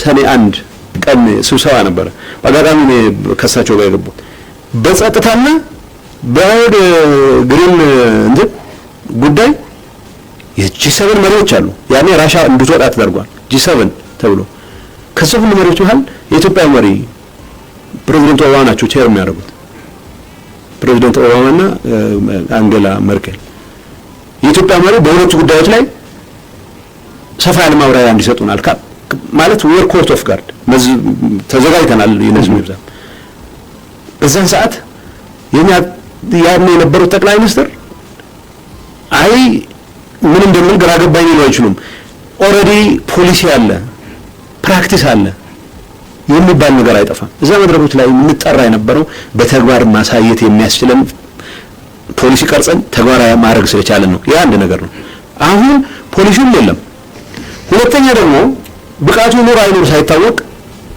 በአንድ በሆነ ፖለቲካ አጋጣሚ ኮሪደርስ ኦፍ ፓወር ላይ ባሉ ጠቅላይ ሚኒስትር ፍላጎትና ህልም ላይ የተመሰረተ እንቅስቃሴ ነው ያደረገው እሳቸው እንዳለመታደል ሆኖ እዚህ አካባቢ ከዚህ አካባቢ ልክ ራቅ ያለው ነው በጣም እንትን የሚላቸው ስለዚህ የኢኮኖሚ ኦሪየንቴሽናችንን ሲገልጹ አማካሪ ኢኮኖሚ አማካሪ ተብለው ሲወጡት ባይዘው በሊበራል አስተሳሰብ ይመራሉ የሚባሉ ሀገሮች ዘንድ በጣም አክራሪ የሚባሉ ሰዎችም ጭምር ነው አሁን ኢትዮጵያን እየመከሩ ያሉት ሪካርዶ ሆዝማን የሚባል ሰው ያለ በማንኛውም ስታንዳርድ ኢቭን ዌስተርኖቹ እንደ በጣም አክራሪ ነው የሚቆጥሩት በዛ ደረጃ ኢትዮጵያ ሊመክር የሚመጣ ሰው ስታይ ምን ያክል ኢትዮጵያ ችግር እንዳልሆነ ነው የሚያሳየው በዓለም መድረኮች ደረጃ ለምን ጂ8 በቀረብ ጂ8 ይቅርብኝ መጽደቁ ይቅር በወጉ እንኮነን ኢጋድ ሲሪየስ ሊወስደናል አሁን ኢጋድ ቅድም እንዳለው ቀፎ ቀርቷል እኔ ቢያንስ አንድ የሶማሌ ሚኒስትር ያለኝ ለእንትን ይወቅ አይደለም ለእንደዚህ አይነት መድረክ ውይይት ይወቅ አይደለም የኛን መሪዎች የሚገልጹበት ቋንቋ አስደንጋጭ ነው በዛ ደረጃ በዚህ አጭር ጊዜ ውስጥ ቅርብ ምሳሌ ነገር አለው የሙሰቢህ አብዲ የሶማሊላንድ ፕሬዝዳንት ናቸው ሶማሊላንድ ላለፉት 30 አመታት ኢንዲፔንደንት ነን ብለው ግን ሪኮግናይዝ ሳይደረጉ ነው ናቸው ግን አሜሪካኖችም እኛም የምንከተለው ዱዋል ትራክ አፕሮች ይባላልና እነሱ ጋር መስራት ባለብን ኤሪያ ላይ እንሰራለን ሪኮግኒሽኑን ግን ለሞቃዲሾ ላለው መንግስት እንሰጣለን ግን ሞቃዲሾ ያለው መንግስት አቅም የሌለው ይታወቃል በኃይል ሶማሊላንድን ማስገበር አይችልም በኃይል ፑንትላንድን በኃይል ጁባላንድን ማስገበር አይችልም ስለዚህ እኛ እንደ ሀገር ቅድም አምባሳደር እንዳነሳው ጠቅላይ ሚኒስትር አብይ ሲሪየስ ቢሆኑ ፋርማጆ ወዳጅ ናቸው ይላሉ ፋርማጆ በኃይል አንድና አካባቢ በኃይል ለማስገበር ኃይል ሊኖር ይገባል ኃይሉ የወታደራዊ አቅም ሊሆን ይችላል ወይም ደግሞ ሶማሊላንድ ያሉ ዜጎች በመጣልን ምን ሆኖ ይችላል ሞራል የበላይነት ሊኖር ይገባል ሁለቱንም ሳይኖርህ በኃይል አስገበር አትልም ጁባላንድም እንደዚሁ የነበረው ፌደራል ስርዓት የተቋቋመው ኢንዲፔንደንት ፌደራል ስርዓት የሶማሊያን ሁኔታ ያገናዘበ ነው የነበረው በሶማሊያ ውስጥ ጠቅላይ ሚኒስትር አብይ ነው ከሞቃዲሾ ሁሉም መመራት ያለበት የሚል ከፕሬዝዳንት ኢሳያስ ቅድም ያልከው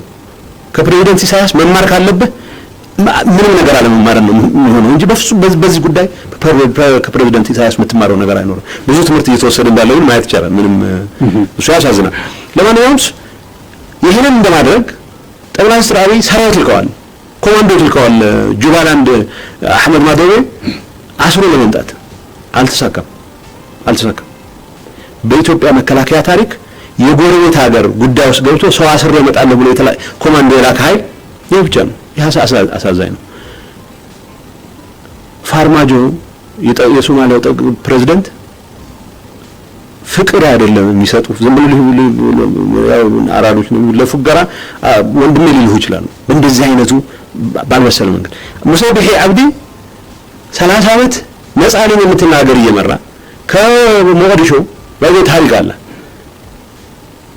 በሰማሪ መንግስት ሶማሊላንድ ላይ የተደረገ ጭፍጨፋ አስደንጋጭ ነው ገና አልወጣላቸውም ምክንያቱም እንደ ጎሳ እንትን አድርገውናል ብለው ነው የሚያስቡት በእነሱ አንደርስታንዲንግ ያን የነበረው የማሪያን የዱልባሐንት ግሩፕ እኛ ላይ ሰሜን ሶማሊላንድ ማነው ኖርዘርን ኤሪያ ላይ ያለው ሶማሊላንድ ላይ ያለውን ጎሳ ለማጥፋት ያደረገው ነው ብለው ምን ስለሆኑ በጣም ትልቅ ነገር ነው ያለው አሁን ዝም ብለህ አንስተህ ጠቅላይ ሚኒስትር አብይ ሌላ ቦታ ላይ ያደርጋሉ እንደሚሉት ፋርማጆንና ሙሰቢህ አብዲን ሰርፕራይዝ ሊያደርጉ ሊያሳስሟቸው እቅድ ነበራቸው። ኃይለኛ ጩኸት ነው የተፈጠረው በምስራቅ አፍሪካ ውስጥ። ይሄ ሰው የምንነካው ነው። ፈረንጆቹ ኩምባያ ዲፕሎማሲ ይሉታል። ኩምባያ ማለት በቃ ችርስ አውለ በቃ በወይኑ ዙሪያ እስኪ ችግራችን እንፍታው የምትለው ነገር። እነዚህ ነገሮች ኮምፕሌክስ ጉዳዮች ናቸው። ኮምፕሌክሲቲውን የሚመጥን ትኩረት ሰጥተህ ነው ይሄንን ለመስጠት በመጀመሪያ ደረጃ ቅድም እንዳልኩህ ነው ፖሊሲው መጀመሪያ እንደፍረስበስ መኖር አለበት። ፖሊሲውን ለማስፈጸም ኃላፊነት የተሰጣቸው ተቋማት የናሽናል ሴኩሪቲ ኢንስቲትዩሽንስ የሚባሉት የውጭ ጉዳይ ሚኒስቴር ቀዳሚው ነው። ብሔራዊ ደህንነት፣ መከላከያ እነዚህ መናበብ መቻል አለባቸው። ይህን ለማናበብ የሚያስችል ወረቀት ባላስቀመጥክበት ይህን አሰራር ባላዘረጋበት ምክንያት ውጭ ጉዳዩን የራሱ መንገድ ይሄዳል። ቅድም እንደተባለው ጠቅላይ ሚኒስትሩ ለዲፕሎማቶች ሰብስበው ኮሪያና እንትናን አስታርቃለሁ ብለዋል። ያ አሁን ቀልድ ነው ይመስለው፣ ግን ኖቤልም ከዛ በኋላ ስለተሸለሙ ሜቢ የገመቱበት ምክንያት ሊኖር ይችላል። ግን ባህር ሲሆን እንዳለው እንትናን ማስታረቅ ነው ዋናው ትኩረት ወይስ በሎካል ደረጃ? ምክንያቱም ክብራችን የሚመነጨው አገር ውስጥ ማረጋጋት ከመቻላችን ነው። የኢትዮጵያ መከላከያ ሰራዊት አሁን ባለው ቁመና የሚሊሻ ስራ እየሰራ በየሰፈሩ ኮማንድ ፖስት እየተባለ የሚሊሻ ስራ እንዲሰራ እየተደረገ ይሄ ድንበር እንዲያስጠብቅ በዓለም አቀፍ ደረጃ ኤግዘምፕለር የሚባል ኃላፊነት የተወጣ ተቋም አሁን ወደ ሚሊሻነት የወረደበት ሁኔታ አለ። በትንሽ በትልቁ ግጭት ውስጥ የሚገባ እየተደረገ የትኛው ቦታ ነው የኢትዮጵያ ሰራዊት አሁን የሰላም አስጠባቂ ላክልኝ ብሎ ሊጠይቅ የሚችለው? ምክንያቱም በአገር ውስጥ ደረጃ ያለን እንደ ተቋም ያለን ተቀባይነት አደጋ ላይ በጣልክበት ሁኔታ በምንም ስሌት ምክንያቱም ባለቤት ካቀለለው አሞሌ ባለቤት አይቀበለው ነው የሚባለው። በዛ ደረጃ ነው ሰው ለምንድን ነው ተሰሚነት ያላገኘ ነው? በየጂ8 እና ጂ20 ይቀርብን የጂ20 ጠቅላይ ሚኒስትር አብይ ጽፈው ነበር ደብዳቤ። ብዙ ሰው ግራ የሚያጋባ ነው ማለት መጽሐፍ ጥሩ ነው፣ መልካም በዓል መልካም ስብሰባ ምናምን ብለህ ግን አጀንዳ ያለው ሰው ነው እንደዛ የሚያደርገውና ያቀረቡት ጥያቄ ነበር። ጥያቄ ማቅረባቸው ኃጢአት ነው ብያለሁ። ግን it speaks volumes ምን ያለንበትን ደረጃ እሳቸው 150 ቢሊዮን በኮቪድ ምክንያት ዕዳ ቀንሱልን ነው። አሁን ይሄ የአፍሪካ ኢኮኖሚ ኮሚሽን ጽህፈት ቤትን ኮንሳልት አላደረጉም። ቢያንስ የአፍሪካ ህብረት ሊቀመንበር አሁን የሳውዝ አፍሪካው ፕሬዝዳንት ናቸው። ሳውዝ አፍሪካ ፕሬዝዳንት ደግሞ ትልቅ ሀገር ብሪክስ ውስጥ አባል የሆነች ሀገር መራር ሆነ ሰው ናቸው። ጉዳዩ እሳቸው ነው መሆን ያለበት። በዚህ ደረጃ ቢያንስ እንኳን አፍሪካ ወንድሞቻችን በቀላሉ ኮንሳልት በማድረግ ልትዘለው የምትችለው ዲፕሎማቲክ ባክላሽ እንደዚህ አይነት ችኩልነት ነው የሚባለው መግለጹ በጣም ከባድ ነው። በመርህም በምንም ላይ የተመሰረተ ስራ የማይደረግ ግን ደግሞ ይኖር አይኖር በማይታወቅ ብቃት በፐርሰናል ካሪዝማ ላይ ተመስርተ ፐርሰናል ካሪዝማ ኢትዮጵያውያንን ሊያማልል ይችላል የተወሰኑ ወጣት ኢትዮጵያውያን፣ ግን በተግባር ካልተረጋገጠ ኢትዮጵያውያንም አሁን እያሳዩ እንዳሉት ይሄ ድራማ አይቆምም እንደ ማለት ጀምረዋል። ነጮቹ ከቅድም እንደተባለው ከጂኦፖለቲካዊ ጥቅም አንፃር የሚፈልጉ ነገር ሊኖር ይችላል፣ ግን ዝም ብሎ ፐርሰናሊቲ እንደ በቃ በመኖር ያደምቃል ተብለህ ልትጠራ አትችልም። የምታሳየው ለመድረኩ የሚመጥን የፖሊሲ ሀሳብ ልታመነጭ የምትችልበት እድል መኖር መቻል አለበት። ያ የለም ነው። ያ በሌለበት ሁኔታ ጠቅላይ ሚኒስትር አብይ ኢትዮጵያን ወክለው የሚጠሩበት ምክንያት የለም። ኢትዮጵያ ድሮም የተወከለችው ነጮቹ በእነዚህ መድረኮች ላይ በሚያነሷቸው አጀንዳዎች ዙሪያ ፖሊሲ ቀርጻ ተግባራዊ አርጋ ለውጥ ማሳየት መቻሏን ማረጋገጥ ስለተቻለ ነው። ያን ባላረክበት ሁኔታ ምንም ተቀባይነት ተሰሚነት ይባላል። የሚያሳዝነው ግን የተሰሚነትና የተቀባይነት ተቃራኒ እየገጠመን መሆኑ ነው።